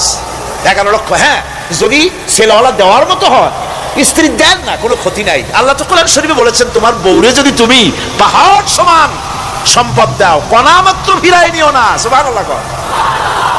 আর মহারানার টাকাকে ফরজরূপী দায়িত্ব হিসাবে আদায় করে দাও। কাজী যে মহারানা আদায় হতে পারে এই রকমের মহারানা দেওয়া উচিত। অতিরিক্ত চাপাই দিবে, দিতে পারবে না, কিয়ামতের দিন ওই পুরুষটাকে আল্লাহর দরবারে জেনা আকারের কাতারে দাঁড়াতে হবে। আমাদের বিবাহ সম্পর্কে এই কথাটা বললাম, মনে রাখবেন, যৌতুক নিবেন না, আর অতিরিক্ত মহারানার বোঝাও চাপাই দিবেন না। তবে যা দিতে পারে সেই রকমই আপনারা দিবেন। এরপরে আর একটা জিনিস আমাদের দেশে চালু আছে, যা হিন্দু খ্রিস্টানদের সঙ্গে মিলে যায়, তা হচ্ছে কোন সম্মানিত লোক মারা গেল, তার জন্য নীরব হয়ে দাঁড়ায় থাকা। আমাদের পার্লামেন্টের একজন সদস্য মারা গেলেন, সংসদে প্রস্তাব উঠলো 1 মিনিট নীরব হয়ে দাঁড়ায় থাকে। আমি বললাম, স্পিকার সাহেব, 1 মিনিট দাঁড়ায় থাকলে যদি সওয়াব হয় তো 1 মিনিট কেন, আসুন আমরা 25 মিনিট খাড়াই থাকি। আর যদি কোনো সওয়াবই না হয় তাহলে এই প্রহসন কেন? আমরা তো আমাদের মা বাপের কবরের কাছে গিয়া কোনোদিন ভূতের মতো খাড়াই থাকি না, সেখানে তো অবশ্যই আমরা দোয়া দুরূদ পড়ি, ঠিক কিনা? বললাম, স্পিকার সাহেব, আমার মাহফিল যদি হতো তা আমি বলতাম সূরা ফাতিহা পড়েন, ইখলাস পড়েন, দরুদ শরীফ পড়েন। এটা আপনার মাহফিল, এটার গার্ডিয়ান আপনি, এটার অভিভাবক আপনি। আপনি সকলকে বলেন সূরা ফাতিহা, সূরা ইখলাস পড়তে। মাননীয় সম্মানিত স্পিকার সাথে সাথে বললেন সকলকে, আপনারা ফাতিহা পড়েন, ইখলাস পড়েন, দরুদ শরীফ পড়েন। আলহামদুলিল্লাহ, বললেন আলহামদুলিল্লাহ। আমরা চেষ্টা করছি সংসদের ভেতরে একটা গুণগত পরিবর্তন আনার জন্য। আল্লাহ যেন তৌফিক দান করেন, আমিন। ভাইরা আমার, সুতরাং এই সমস্ত হচ্ছে খ্রিস্টান ইহুদিদের কাস্টমস, তাদের ট্র্যাডিশন, এর সাথে আমাদের কোনো সম্পর্ক নাই। হিন্দুরা, খ্রিস্টানেরা কেউ মরে গেলে পরে দাঁড়ায় থাকুক, শুয়ে থাকুক, যেমনি পারে তেমনি করুক, কিন্তু আমি তো মুসলমান, আমি কি? জোরে বলেন, আমরা কি? ইসলাম যা এলাউ করে না আমরা তা করতে পারি না। এটা যেন আমাদের সকলের মনে থাকে। বন্ধুগণ, এরপরে আমি আরজ করতে চাই, আমি মোনাজাতের দিকে এগোচ্ছি। আমি বুঝতে পারছি মানুষের প্রচন্ড কষ্ট হচ্ছে, মা বোনদের, ভাইয়েদের। এরপরে যে কথাটি আমি বলতে চাই সেটা হলো, বাংলাদেশ হচ্ছে ইসলামের ঘাঁটি, ইসলামের দুর্জয় ঘাঁটি। আমাদের এই দেশে আল্লাহর দ্বীন কায়েম করতে হবে, জমিন আল্লাহর। আমি জিজ্ঞেস করতে চাই, এই লক্ষ লক্ষ জনতার কাছে জমিন কার? আমি খুশি হইতে পারলাম না। আপনারা আল্লাহর নামটা কি জোরে নিছিলেন? গায়ে যত শক্তি আছে ওই শক্তি দিয়ে আল্লাহর নামটা নিছিলেন? যদি না নিয়ে থাকেন, সপ্ত শক্তি নিয়ে আপনারা বলেন জমিন কার? আরো জোরে বলতে হবে, জমিন কার? আকাশ কার? বাতাস কার? এ মানব গোষ্ঠী কার? আইন চলবে কার? সুতরাং আল্লাহর আইনের উল্টা ধর্মনিরপেক্ষতাবাদ, জাতীয়তাবাদ, পুঁজিবাদ, সমাজতন্ত্র মানি না, মানি না, মানি না।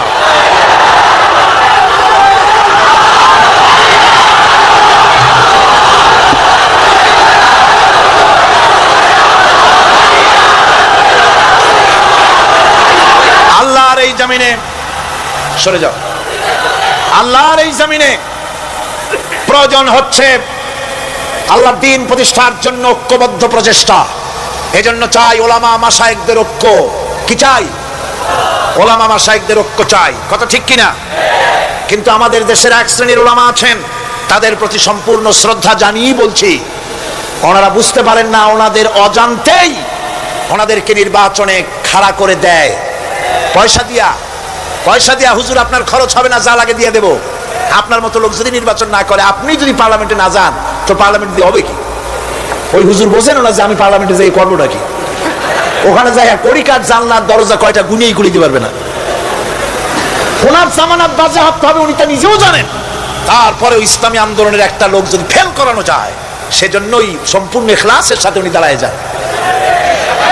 আর এজন্যে পার্শ্ববর্তী দেশ থেকে কিছু লোক আসেন, তারা এসে এদেশের মুসলমান এবং ওলামাদের মধ্যে অনৈক্য ঘটায় যান।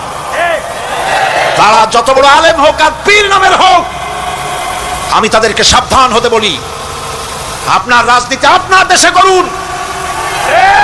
আওলাদ রাসূলের নাম লাগাইয়া বাংলাদেশের রাজনীতিতে নাক গলাবেন না।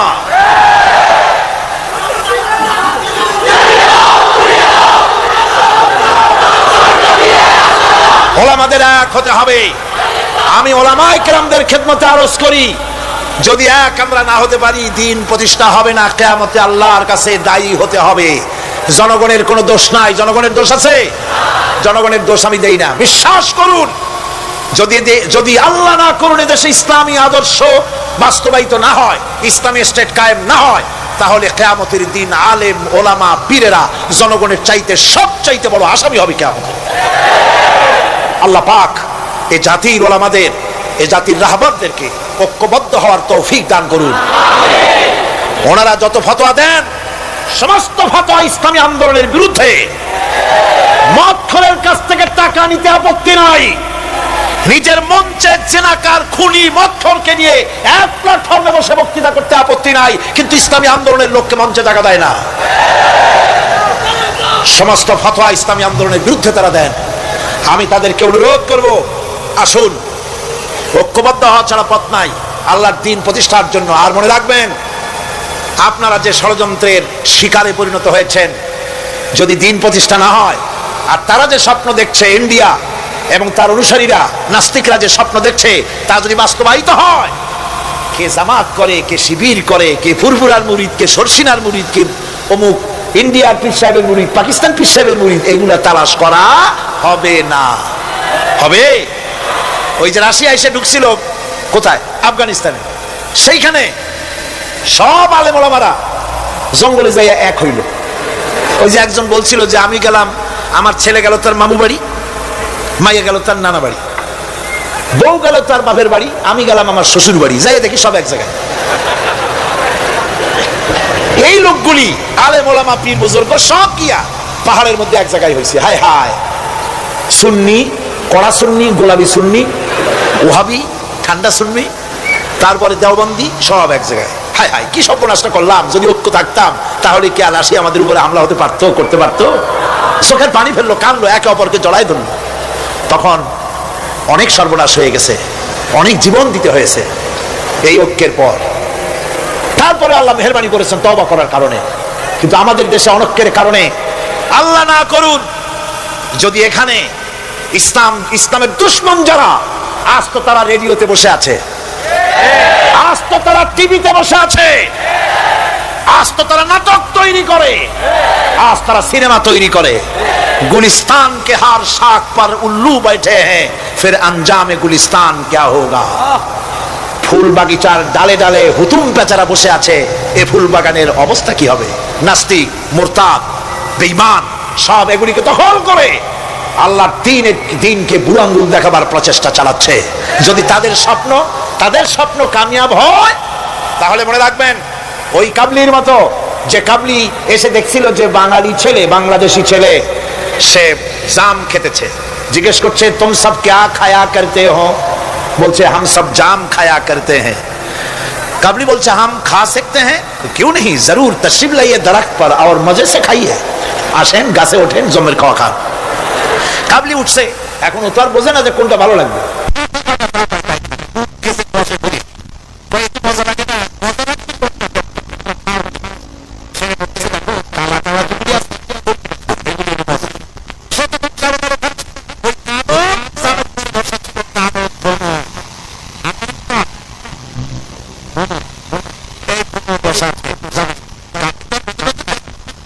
শুদ্ধ ধরছে, কাবলির হাতের মধ্যে ভ্রমর পড়ছে। এখন কাবলির হাত তো বোঝেন সাগর কলার মতো আঙ্গুল, ওর ভিতরে ভ্রমর পড়ে ভোঁ ভোঁ করছে।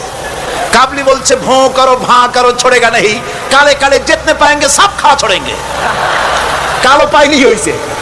সুতরাং ইসলাম বিরোধীরা যদি সুযোগ পেয়ে যায়, দেওবন্দি মাদ্রাসায় কে পাশ করেছো, পটিয়াকে, হাটাজারিকে, ফুরফুরাকে, সবসিনাকে, দেওবন্দিকে, আলিয়াকে দেখা হবে না, পাইকারি ধরে দাড়ি টুপি ধরে ধরে হত্যা করা হবে।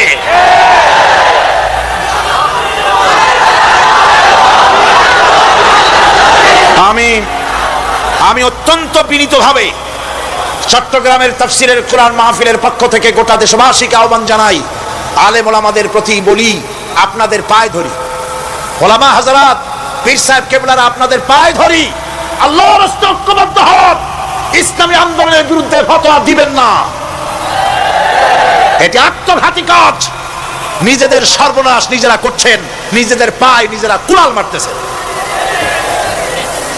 এরপরে আমি যুবকদের জন্য বলবো, যুবকরা তোমরা যারা মাহফিলে এসেছো, মাহফিলের যুবকরাই বেশি আসে আলহামদুলিল্লাহ। এই জন্য মাহফিলে ঠেকাবার, লোক ঠেকাবার জন্য কত যে চেষ্টা, তাদের চেষ্টার কোনো অবধি নাই।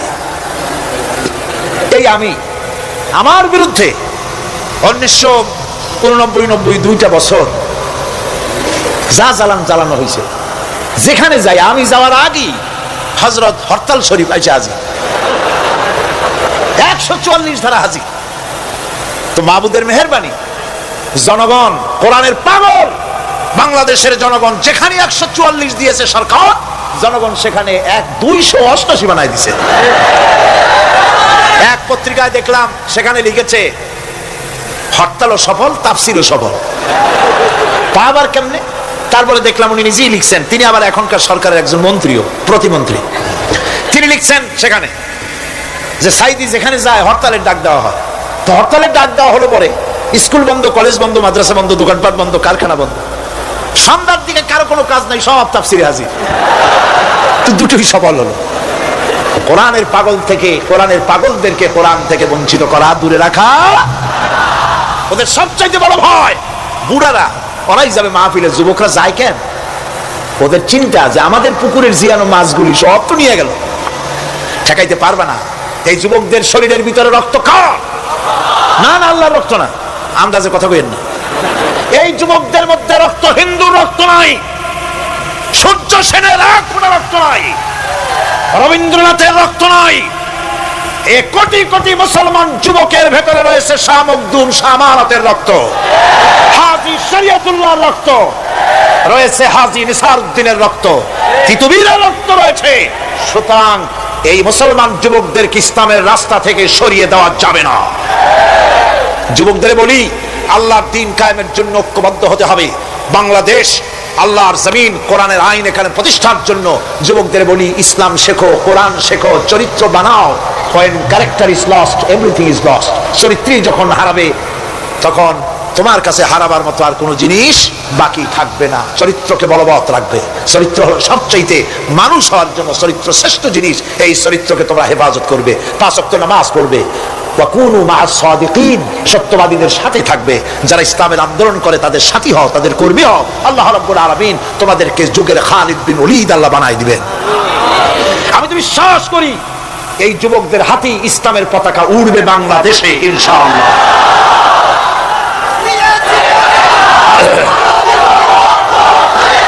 এই যুবকদের কথাই আল্লাহ পাকের নবী বলেছেন। নবীজি বলেছেন, কিয়ামতের দিন যেদিন কোনো ছায়া থাকবে না, আল্লাহর আরশ ব্যতীত আরশের ছায়া ছাড়া কোনো ছায়া থাকবে না, ওই দিন আরশের নিচে 7 শ্রেণীর লোকেরা জায়গা পাবে। ওর ভিতরে হবে এক শ্রেণী হবে ওয়াশাবুন নাশা ফি ইবাদাতিল্লাহ, ওই সব যুবক যারা রাত কাটিয়েছে আল্লাহর ইবাদত করে, চোখের পানি ফেলেছে, তাদের জন্য জান্নাত যুবকদের জন্য। আমি আগেও বলেছি, বুড়োরা কেউ বেহেশতে যাবে না, চিন্তা করে কোনো লাভ নাই। কালো মানুষ আর বুড়া মানুষ বেহেশতে যাবে না, কোন মৌলভী সাহেবের ফতোয়া নয়, স্বয়ং রাসূলুল্লাহ বলছেন। এখন তো বুড়া মানুষেরা মহা মুসিবতে পড়ছেন, আমিও আপনাদের দলে, চিন্তার কারণ নাই। রাসূলুল্লাহ বলেছেন বুড়া কালো মানুষ কান্দো না, কান্দার কোনো দরকার নাই। তুমি যখন বেহেশতে যাবে তুমি বুড়া থাকবে না, আল্লাহ জওয়ান বানাই দিবেন। কালো মানুষ কালো থাকবে না, জান্নাতে যাওয়ার সময় আল্লাহ পাক পূর্ণিমার তাদের চাইতেও সুন্দর বানাই দিবেন। সুতরাং যুবকেরা বেহেশত তোমাদের জন্য, এই বেহেশতের জন্য তৈরি হও, জান্নাতে যাওয়ার জন্য তৈরি হও। এই দুনিয়ার নারী বাড়ি গাড়ি তুচ্ছ আল্লাহর জান্নাতের সামনে। সাহাবায়ে কেরাম জীবন দিয়েছেন জান্নাতের আশায়। সেই জান্নাতের আশা, জাহান্নামের ভয় আর জান্নাতে যাওয়ার লোভ প্রত্যেকটি যুবকের রক্তের ফোঁটায় ফোঁটায় আল্লাহ ঢুকাই দিক। যুবতী মেয়েদেরকে বলবো, ছাত্রী যারা এসেছেন মহিলাদের মধ্যে, এদেশে ইসলামী ছাত্রী সংস্থা নামে একটি সংস্থা আছে, মেয়েদেরকে দ্বীন শিখায় তারা। যেখানে মেয়েরা তাদের সতীত্ব বজায় রাখতে পারে না, দ্বীন শিখতে পারে না, সেখানে কলেজে বিশ্ববিদ্যালয় হাই স্কুলে ইসলামী ছাত্রী সংস্থা একটা নিয়ামত। জোরে কোন আলহামদুলিল্লাহ। সব ভাইদেরকে আর মায়েদেরকে বলবো, আপনারা আপনাদের মেয়েদেরকে ছাত্রী সংস্থার সাথে দ্বীন শেখার জন্য, ঈমান শেখার জন্য, চরিত্র শেখার জন্য আপনি তাকে দিয়ে দেন। 1 বছর 6 মাস পরে ওই মেয়েকে দেখলে আপনার চোখ ঠান্ডা হয়ে যাবে, আলহামদুলিল্লাহ, দিলদার হবে, নামাজি হবে, পরেশগার। এরপরে যুবকদের কথা বললাম, যুবতী মেয়েদের কথা বললাম, এখন বলবো আমি সরকারি অফিসারদের কথা।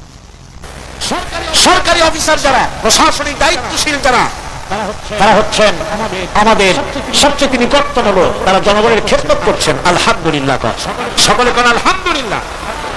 আমি দোয়া করি তাফসীরের মাহফিলের পক্ষ থেকে সরকারি অফিসার যারা, ম্যাজিস্ট্রেট আছেন, জজ আছেন, ডিসি আছেন, এনডিসি আছেন, এডিসি আছেন, টিএনও আছেন, সর্বস্তরে সচিব থেকে শুরু করে দারোগা পর্যন্ত সর্বস্তরের প্রশাসনিক দায়িত্বশীল ব্যক্তিবর্গকে আল্লাহ রাব্বুল আলামিন ঈমানী যোগ্যতার সাথে সরকারি দায়িত্ব পালনের তৌফিক দিন। তবে একটা কথা বলবো, আপনি যে দায়িত্বে আছেন, আপনি সরকারকে খুশি করার জন্য অবৈধ কাজে লিপ্ত হবেন না। আপনার বিবেক যদি বাধা দেয়, বিবেককে ফাঁকি দিয়ে অন্যায় কাজে হাত দিবেন না। এক শ্রেণীর লোক আছে, যে সরকার আছে সেই সরকার কি বলে আপনার জন্য আমরা তো অপেক্ষা করতেছিলাম। এরা হলো বীরবলের মতো। সম্রাট আকবরের কাছে আছেন আপনাদের, তার কত রত্ন ছিল দেখছেন? কেউ কয় 5 রত্ন, কেউ কয় 6 রত্ন। ইতিহাস ভুলবেন না, ইতিহাস মনে রেখে। নবরত্নের এক রত্ন ছিল, নাম হলো বীরবল। সম্রাট বাজারে গিয়েছে, তরকারি দেখতে গিয়ে বেগুন চোখে পড়েছে। বেগুন দেখে খুব লক্ষ্য করে দেখছে। বীরবল বলছে, জাহাপানার কোষা সুন্দর নাকি? দেখতে তো খুবই সুন্দর। বীরবল বলছে, জাহাপানায় এই যে বেগুন, এটার নাম হচ্ছে বাবু, অর্থাৎ এর অনেক গুণ, এটা যদি ভর্তা করে খান আপনার মাথার চুল কখনো উঠবে না। এটা যদি ভাজি করে খান আপনার স্বাস্থ্য ক্রমেই ভালো হবে। এটা যদি আপনি তরকারি মাছের সাথে মিলায় খান আপনার রাজত্ব আরো দুর্গায় হবে। এইরকম অনেক ফজিলত বয়ান করলো। তারপরে ঠিক আছে, কেন এগুলি কেনা হইল, এগুলি রান্না হইল, জন্মের খাওয়া খাইব। আর এখন বেগুন জন্মের খাওয়া খাইলে যা হয়, টয়লেট রিজার্ভ, মেজাজ খারাপ সম্রাটের। বীরবল এসে দেখে মেজাজ স্ট্রং হয়ে আছে। বাচ্চা জাহাপানা কি হয়েছে? আরে বেটা, তুমি কি তরকারি ফজিলত বয়ান করলে আমার তো পেটের ব্যথায় আসতো। কয় হুজুর, এই একটা তরকারি নাকি, ওটার নাম কি বেগুন, ওর কোনো গুণই নাই। এটা খাইলে পরে দেখাও হয়, পাতলা হয়, একদিনা হয়, ব্রঙ্কাইটিস হয়, নিউমোনিয়া হয়। এটা খাইলে পরে কত রোগ মারা গেছে, কলেরা বসন্ত হইয়া। এটা তো তরকারি। আকবর কয় সর্বনাশ, আমার তো পেটের কথা সারিয়ে গেছে তোমার এই বক্তৃতা শুনে। বলে কিরকম? কালকে বেগুনের একই ফজিলত বর্ণনা করলে আর আজকে বেগুনের এত উৎসাহ বলছো তুমি, একই মুখে দুই রকম। বীরবল বলছে জাহাপানা কিছু মনে নেবেন না, আমি তো বেগুনের চাকরি করি না, আমি তো জাহাপানার চাকরি করি। কালকে আপনি বলেছেন বেগুন দেখতে সুন্দর, আমার পক্ষে যদ্দূর সুন্দর ফজিলত বয়ান করেছি। আজকে আপনি বলছেন বেগুন খারাপ, আর আমি কি খারাপ খারাপও ভালো করে আমার কল্যাণে হারাবো নাকি? আমার দেশের সচিব থেকে শুরু করে সর্বস্তরের অফিসারদের বলবো, সরকারকে ক্ষতি করার জন্য ইসলামের বিরুদ্ধে পদক্ষেপ নেবেন না। ইসলামের পক্ষে থাকুন, এই কথা কখনো বলে যাবেন না।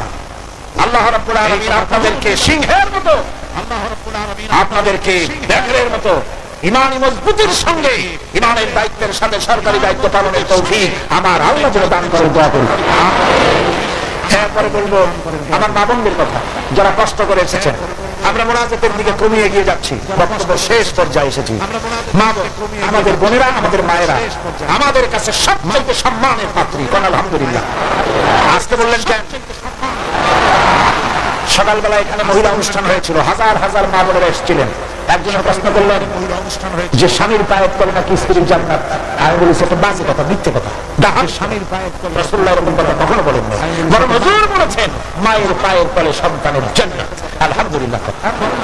আমি আগেও বলেছি আমরা পুরুষ, আমাদের পায়ের তলে জুতা, আর আপনারা পর্দার আড়ালে আমাদের বোনেরা মায়েরা আপনাদের পায়ের তলে আল্লাহর জান্নাত। আপনারা খাদিজার উত্তরসূরি, আপনারা ফাতিমার উত্তরসূরি, আপনারা হযরত আয়েশার উত্তরসূরি। আপনাদের সতীত্বকে বিনষ্ট করার জন্য এক শ্রেণীর বুদ্ধিজীবীরা আপনাদেরকে ময়দানে নামাতে চায়। ইসলাম আপনাদেরকে অধিকার দিয়েছে, এত বড় অধিকার কেউ দেয় না।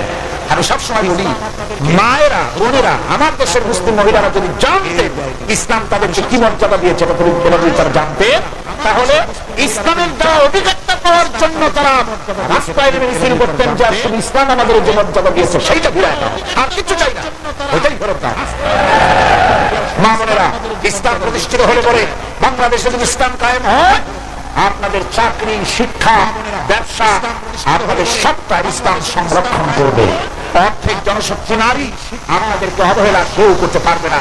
রাসূলুল্লাহ করেন নাই, আল্লাহ করেন নাই। রাসূলের মসজিদে আল্লাহর নবী নিজে মহিলাদের জন্য জায়গা করে দিয়েছেন। আজও মসজিদে নববীতে বাবুন নিসা, মহিলাদের জন্য আলাদা দরজা রিজার্ভ। আলহামদুলিল্লাহ, আলহামদুলিল্লাহ। আমার মা বোনেরা, রাসূলুল্লাহ সাল্লাল্লাহু আলাইহি ওয়াসাল্লামের সব ছেলেরা, ছেলে মারা গেলেন, বেঁচে ছিলেন সব মেয়েরা। এমন একটা হাদিস খুঁজে পাওয়া যাবে না যে আল্লাহর নবী দোয়া করে বলেছিলেন আল্লাহ ছেলে মরে গেল, আমার একটা ছেলে দাও।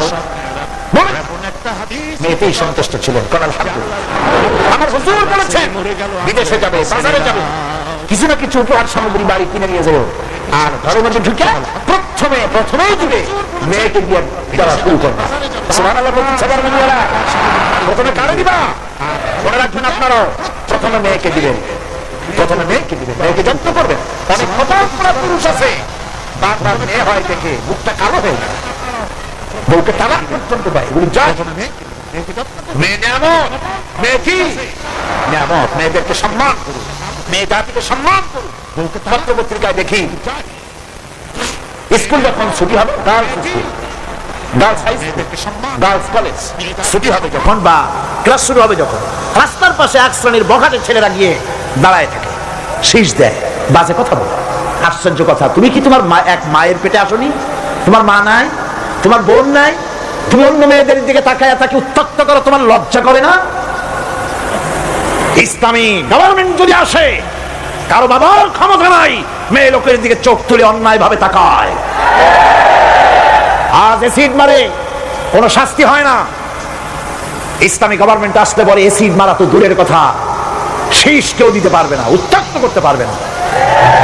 মা বোনেরা, আপনাদের অস্তিত্বের জন্য, আপনাদের সতীত্বের জন্য, আপনাদের অধিকার প্রতিষ্ঠার জন্য ইসলামের চাইতে গ্যারান্টি আর কোথাও নাই। সবটা গ্যারান্টি কোথায় আছে? ইসলাম। সুতরাং সমস্ত পুরুষদের বলবো, নারী জাতিকে সম্মান করার জন্য, নারী জাতিকে আল্লাহ পাক সম্মান দিয়েছেন, রাসূল করিম সাল্লাল্লাহু আলাইহি ওয়াসাল্লাম সম্মান দিয়েছেন। আল্লাহর নবী বলেছেন, নবীজির কাছে প্রশ্ন হয়েছে খেদমত করব কার? হুজুর বলেন তোমার মায়ের, তারপরে কার? তোমার মায়ের, তারপরে কার? তোমার মায়ের, তারপরে কার? তোমার পিতার। আল্লাহর নবী বাপের চাইতে মায়ের মর্যাদা 3 গুণ বাড়াইয়া দিলেন। সে যে মাই হোক, আপন না হোক আর সৎ মা হোক, মায়ের মা যদি নামাজ না পড়ে, রোজা না রাখে, চরিত্র যদি খারাপ হয়, মাকে চোখ রাঙাইয়া কথা বলা যাবে না। সুবহানাল্লাহ কোন? চোখ রাঙায় কথা বলা যাবে না, ধমক দেওয়া যাবে না, সেনসিটিভ পয়েন্ট। বুখারী শরীফের হাদিস, মা বাপ খুশি আল্লাহ খুশি, মা বাপ নারাজ আল্লাহ নারাজ। মা বাপকে অসন্তুষ্ট করে বেহেশতে যেতে পারবেন না। মা বাপকে খুশি করেন, মাকে সম্মান করুন, মহব্বত করুন। আল্লাহ শিখাই দিয়েছেন। মা বাপ এমন সেনসিটিভ পয়েন্ট যে ব্যবহারটা আল্লাহ শিখাইছেন। কে শিখাইছেন? আল্লাহ রাব্বুল আলামিন বলেন, ওয়াকুল লাহুমা কাওলান কারীমা। মা বাবার সঙ্গে সম্মানজনক কথা বলো, খবরদার বেয়াদবি করবে না। আর মা বাপের জন্য, তাদের জন্য আমি আল্লাহ রাব্বুল আলামিনের কাছে দোয়া করো, রব্বিরহামহুমা কামা রাব্বায়ানি সাগীরা। পড়েন সবাই, রব্বিরহামহুমা কামা রাব্বায়ানি সাগীরা। আল্লাহ রাব্বুল আলামিন শিখাই দিলেন বান্দারে, তোর মা বাপের জন্য আমার কাছে দোয়া কর, আয় আল্লাহ আমার মা বাপ যেমন ছোট্টবেলায় আমাকে স্নেহের কোলে লালন পালন করেছে, মাবুদ গো আমার মা বাপকে তোমার রহমতের কোলে লালন পালন করো। আল্লাহ শিখাই দিচ্ছে। হাদিস শরীফে এসেছে, হুজুর বসে আছেন মসজিদে নববীতে, সাহাবায়ে কেরাম বসা, এক বৃদ্ধা মহিলা প্রবেশ করেছেন মসজিদে, হুজুর তাকে দেখে দাঁড়ায় গেলেন। মহিলা আসার পর নবীজি নিজের গায়ের চাদর বিছিয়ে দিলেন। মহিলা চলে যাওয়ার পর সাহাবায়ে কেরাম জিজ্ঞেস করলেন, হুজুর একজন সাধারণ মেয়ে লোকের জন্য হুজুর নিজের চাদর বিছাইলেন, বুঝলাম না ফজিলত কি, চিনলাম না মেয়ে লোকটাকে। হুজুর বলেন, সাহাবীরা চাদর তো ভালো, হক তো আদায় করতে পারি নাই, চিনতে পারো নাই, তোমরা বুঝতে পারো নাই। আমি দুনিয়া আসার পর আমার মায়ের দুধ আমার কিসমতে তেমন হয় নাই, আমি আমার মায়ের যত্ন তেমন পাই নাই, স্নেহ আদর তেমন পাই নাই। যার বুকের দুধ খাইয়া, যার কোলে কাখে চড়ে আমি বড় হয়েছি, ইনি আমার সেই দুধ মা হযরতে হালিমাতুস সাদিয়া। বন্ধুরা, মা যদি বেঁচে থাকে, রাত্রে বাড়ি গিয়ে পায়ে ধরুন, বলেন মা অন্যায় করেছি, জীবনে বহু বেয়াদবি করেছি, আমারে মাফ করে দাও। বিশ্বাস করুন, মা বাপের যদি খেদমত করেন, মা বাপ যদি রাজি থাকে, রিজকে, খাদ্যে, টাকায়, ইজ্জতে জীবনেও কষ্ট হবে না। মা বাপের খেদমত করুন, মা বাপকে ভালোবাসুন, শ্রদ্ধা করুন। আমার মায়ের, আমার বোনের, আপনারা যারা আসছেন, আপনারা আমাদের সম্মানের পাত্রী। ইসলাম আপনাদের কত অধিকার দিয়েছে প্রতি বছর বলেছি, আজ আর লম্বা কথা বলতে চাই না, শুধু বলি পর্দায় থাকুন, পর্দায় থাকুন, আপনার সম্মান আপনি রক্ষা করুন, পর্দায় চলাফেরা করুন, সন্তানদেরকে মানুষ করুন, তাদেরকে ইসলামী রাস্তায় চালান। মা বোনদের ব্যাপারে এই আরজ করছি, ঘরে ঘরে ইসলামের দুর্গ বানান, আপনার সন্তানদেরকে ইসলামের রাস্তায় আনেন, স্বামীকে নামাজি বানান, চরিত্রবান বানান, দিনদার বানান। এরপরে সব শেষে দেশের আইনজীবী, সাহিত্যিক, বুদ্ধিজীবী, সাংবাদিক, তাদের ব্যাপারে বলতে চাই, আপনারা জাতির বিবেক, আপনারা জাতির জন্য অনেক কিছু করতে পারেন। সাহিত্যিকরা, কবিরা, বুদ্ধিজীবীরা, সাংবাদিকরা অনেক অবদান রাখতে পারেন। আপনার একটা বেকায়দার খবর দেশের মধ্যে চাঞ্চল্যের সৃষ্টি করে দিতে পারে, আবার একটা ভালো খবর দেশের মধ্যে আমন আমান পয়দা করে দিতে পারে। ঠিক কিনা? ঠিক কিনা? সুতরাং সাংবাদিক বৃন্দ, আপনারা সম্মানের পাত্র, আপনারা নিজেদের সম্মানকে রক্ষা করে চলবেন, হলুদ সাংবাদিকতার পেছনে দৌড়াবেন না। প্রত্যেকটি কথা এবং কাজের জন্য আল্লাহর কাছে জবাবদিহি করতে হবে, এ কথা যেন সাংবাদিকদের মনে থাকে। আল্লাহকে ভয় করুন, আল্লাহকে ভয় করুন, আল্লাহকে ভয় করে সাংবাদিকতার মহান পেশায় নিয়োজিত থাকুন। হক কথা লিখবেন, জীবনের বিনিময় হক কথা বলবেনই, অন্যায়কে প্রশ্রয় দিবেন না, সত্যকে ঢেকে রাখবেন না, তাহলে কিয়ামতে আল্লাহর কাছে জবাবদিহি করতে হবে। আইনজীবী, বুদ্ধিজীবী, সম্মানের পাত্র আপনারা, আপনারা দেশের জন্য, জাতির জন্য কল্যাণজনক কিছু রেখে যাওয়ার জন্য চেষ্টা করুন। সব শেষ কথা সেটা হলো এই পৃথিবীর কাছে আমরা অনেক ঋণী, এই পৃথিবীর কাছেও আমরা অনেক ঋণী। এই পৃথিবীতে পৃথিবীর ফল খাই, ভাত খাই, মাছ খাই, পনির খাই, তরকারি খাই, দুধ খাই, গোশ খাই, এই পৃথিবী থেকে উৎপাদিত। সুতরাং এই পৃথিবীর কাছেও আমরা ঋণী আছি। মূল ঋণী তো আল্লাহর কাছে। মূল ঋণী কার কাছে? আল্লাহ পাকের কাছে। তবে পৃথিবীর কাছেও একটু ঋণী আমরা আছি, সেই ঋণ পরিশোধ করতে হবে। সেই ঋণটা কিভাবে পরিশোধ করবেন? সেই ঋণটা পরিশোধের একটাই পথ, আপনার চাইতে আপনি একজন ভালো নাগরিক আপনার সন্তানদের মধ্য থেকে তৈরি করে যান। একজন দিনদার ইমানদার মুসলমান সন্তান সন্ততি ছেলে মেয়ে তৈরি করে যান, তাদেরকে দিনদার বানান, নামাজি বানান, চরিত্রবান বানান। আল্লাহ পাক যেন সকলকে তৌফিক দেন। শেষে একটা ওয়াদা করতে চাই, আপনাদের কাছে একটা দাবি করতে চাই। আমার দাবি তো আপনারা মনে হয় ফেলবেন না, ফেলবেন নাকি? আপনাদের জানা আছে অযৌক্তিক দাবি আমি করব না। সে দাবিটা হচ্ছে, বহুত মুসলমান আছে শবে বরাতে সারা রাত জাগে কিন্তু ফজরের নামাজ পড়ে না, আছে কিনা? আজকের মাহফিলে দোয়া কবুল হবে আশা করে অনেক বেনামাজিও আসছেন, নামাজ পড়েন না। 5 ওয়াক্ত নামাজকে সঠিকভাবে পড়তে হবে, রাজি আছেন? নামাজের ব্যাপারে গত বছর প্রায় 2 ঘন্টা ওয়াজ করেছিলাম, মনে আছে না? মনে না থাকলে ক্যাসেট আবার কিনে নেবেন, আবার কিনবেন, আবার শুনবেন। যেহেতু আমি কথা নিজের থেকে বলি না, কোরআনে কারীম থেকে বলার চেষ্টা করি। আমি আজকে ওয়াদা চাই, মুনাজাতের আগে জীবনে কোনদিন ফরজ নামাজ, ফরজ রোজা, শরীয়তের ওজর ছাড়া ছাড়বো না। ওয়াদা করতে পারবেন? 2 হাত উঁচু করেন। মা বোনেরা আপনারাও আপনাদের পর্দার ভিতরে হাত উঁচু করে বলেন, ইয়া আল্লাহ। সকলে বলতে হবে, ইয়া আল্লাহ, তোমার নামে কসম করছি, যতদিন আমার মাথার কাছে মালাকুল মউত না আসতেছে ততদিন পর্যন্ত ফরজ নামাজ, ফরজ রোজা, শরীয়তের ওজর ছাড়া ছেড়ে দেব না। ইয়া আল্লাহ, আমার এই শপথ মৃত্যু পর্যন্ত পালন করার তৌফিক আমাকে দান করো, আমিন ইয়া রাব্বাল আলামিন। দরুদ শরীফ পড়েন। আল্লাহুম্মা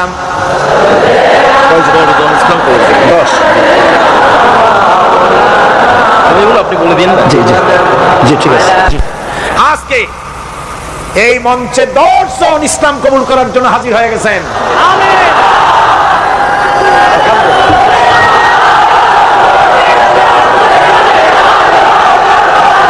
আলহামদুলিল্লাহ কোন জোরে কোন আলহামদুলিল্লাহ।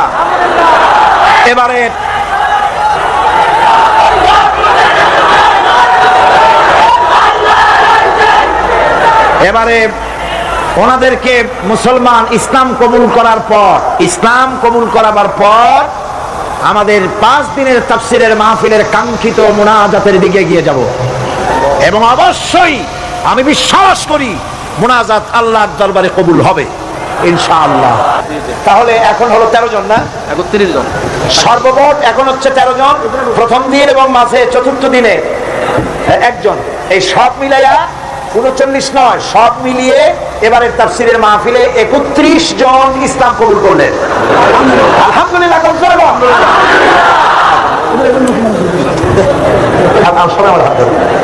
বিসমিল্লাহির রহমানির রহিম। লা ইলাহা ইল্লাল্লাহু মুহাম্মাদুর রাসূলুল্লাহ। আল্লাহ ছাড়া কোনো ইলাহ নাই, মাবুদ নাই, তিনি এক, তিনি এক। মুহাম্মদ সাল্লাল্লাহু আলাইহি ওয়াসাল্লাম আল্লাহর প্রেরিত রাসূল। আশহাদু আন লা ইলাহা ইল্লাল্লাহু ওয়াহদাহু লা শারীকা লাহু ওয়া আশহাদু আন্না মুহাম্মাদান আবদুহু ওয়া রাসূলুহু। আমি সাক্ষ্য দিচ্ছি আল্লাহ ছাড়া কোনো ইলাহ নাই, মাবুদ নাই, উপাস্য নাই, তিনি এক, তিনি একক, তিনি নিরঙ্কুশ, তার কোনো অংশীদার নাই। আমি আরো সাক্ষ্য দিচ্ছি মুহাম্মদ সাল্লাল্লাহু আলাইহি ওয়াসাল্লাম আল্লাহর প্রেরিত রাসূল এবং তার বান্দা। সকলকে বলো আসসালামু আলাইকুম। জোরে জোরে সবাই দাও, সবাই দাও। এই নতুন মুসলমান মুসলিম বৃন্দ আপনাদের সকলকে বলেছে আসসালামু আলাইকুম। আপনারা প্রাণ ভরে সালামের জবাব দেন। মুনাজাতের জন্য সবাই নামাজের কায়দায় বসুন।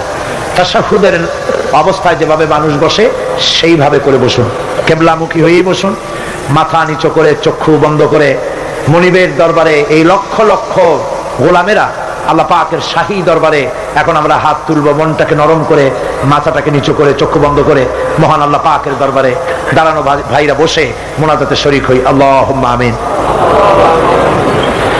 রব্বানা ظلمنا أنفسنا وإن لم تغفر لنا وترحمنا لنكونن من الخاسرين ربنا ظلمنا أنفسنا وإن لم تغفر لنا وترحمنا لنكونن من الخاسرين পড়েন সবাই আমার সাথে ربنا ظلمنا أنفسنا وإن لم تغفر لنا وترحمنا لنكونن من الخاسرين আয় আল্লাহ তাআলা 5 দিন ধরে কোরআনে কারীমের তাফসীরের মাহফিলে আমরা আলোচনা করেছি, দরুদ ও সালাম পড়েছি, জিকির আজকার করেছি, তেলাওয়াত করেছি।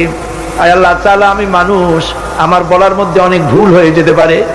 আমার বলার ভিতরে যদি কোনো ভুল হয়ে থাকে আল্লাহ, ভুলগুলি তোমার বান্দাদের স্মৃতি থেকে মিটাইয়া দাও। যেগুলি হক বলেছি বোঝার, সেই হকগুলির জন্য পূর্ণ সওয়াব দান করে দাও। রব্বুল আলামিন, কদিনের আলোচনায় তুমি খুশি হয়ে যে সওয়াবটুকুন দিয়েছো, আয় আল্লাহ সওয়াবটুকুন জনাবে মুহাম্মাদুর রাসূলুল্লাহ সাল্লাল্লাহু আলাইহি ওয়াসাল্লামের রূহ মুবারকে পৌঁছায়া দাও। রব্বুল আলামিন, হযরত আদম আলাইহিস সালাম থেকে নিয়ে আজ পর্যন্ত রাসূল করিম সাল্লাল্লাহু আলাইহি ওয়াসাল্লাম পর্যন্ত যত পয়গম্বর দুনিয়া থেকে বিদায় হয়ে গেছেন, আল্লাহ তাদের আরওয়ায়ে পাকের পরে হাদিয়া পৌঁছায় দাও। সাহাবায়ে কেরাম, তাবিঈন, তাবিঈন, তাদের পবিত্র রূহের পরে সওয়াব পৌঁছায় দাও। আজওয়াজ মুতাহহারাত, তাদের পবিত্র রূহের পরে সওয়াব পৌঁছায় দাও। রব্বুল আলামিন, तमाम পৃথিবীর বুকে উলামা, পীর, মাশায়েখ, আসফিয়ায়ে কেরাম, আউলিয়ায়ে কেরাম, মুসলমান মুমিনিন মুমিনাত দুনিয়া থেকে যারা বিদায় হয়ে গেছে, কবরে তুমি সওয়াব পৌঁছায় দাও। রব্বুল আলামিন, এই মুহূর্তে আমরা আমাদের মা বাপের কথা মনে করতেছি। আল্লাহ, আমাদের মধ্য থেকে যাদের আব্বা জান দুনিয়া থেকে জলবের মতো বিদায় হয়ে গেছে, মাবুদ আমাদের আব্বার রূহের উপরে সওয়াব পৌঁছায়া দাও। আব্বার কবরটাকে জান্নাতের টুকরায় পরিণত করে দাও। রব্বুল আলামিন, বাচ্চার বিদায় হয়ে গেল, কত কষ্ট করে সন্তানকে মানুষ করেছে, লেখাপড়া শিখাইছে, বাড়ি ঘর বানায় দিয়ে গেছে, যাওয়ার সময় কিছুই নিয়ে যায় নাই। আয় আল্লাহ, আমাদের আব্বা জানের কবর জান্নাতের টুকরা বানাইয়া দাও। রব্বুল আলামিন, আমাদের জনম দুঃখিনী মা, 10টি মাস ধরে মায়ের পেটের ভিতরে থেকে মাকে কষ্ট দিয়েছি, 2.5 বছর ধরে বুকের দুধ খাইয়া কষ্ট দিয়েছি, পেশাব পায়খানা করে কষ্ট দিয়েছি। ওই মা যার দুনিয়া থেকে বিদায় হয়ে গেছে, আল্লাহ কবরকে জান্নাতের টুকরা বানাইয়া দাও। রব্বুল আলামিন, আমাদের মা বাপ যাদের বেঁচে আছে, আমাদেরকে খেদমত করার তৌফিক দিয়া দাও। রব্বির হামহুমা কামা রব্বায়ানি সগীরা। সবাই পড়েন, রব্বির হামহুমা কামা রব্বায়ানি সগীরা। আয় আল্লাহ রব্বুল আলামিন, আমাদের দাদা দাদি, নানা নানি, শ্বশুর শাশুড়ি, আত্মীয় স্বজন যা মারা গেছে, কবরগুলিকে জান্নাতের টুকরায় পরিণত করে দাও। রব্বানা তাকাব্বাল মিন্না ইন্নাকা আনতাস সামিউল আলিম ওয়া তুব আলাইনা ইন্নাকা আনতাত তাওয়াবুর রহিম। সুবহানা রাব্বিকা রাব্বিল ইজ্জাতি আম্মা ইয়াসিফুন ওয়া সালামুন আলাল মুরসালিন আলহামদুলিল্লাহি রাব্বিল আলামিন। ওয়াজআল আখিরা কালিমাতিনা ইনদাল মাউত লা ইলাহা ইল্লাল্লাহু মুহাম্মাদুর রাসূলুল্লাহ। আসসালামু আলাইকুম ওয়া রাহমাতুল্লাহ।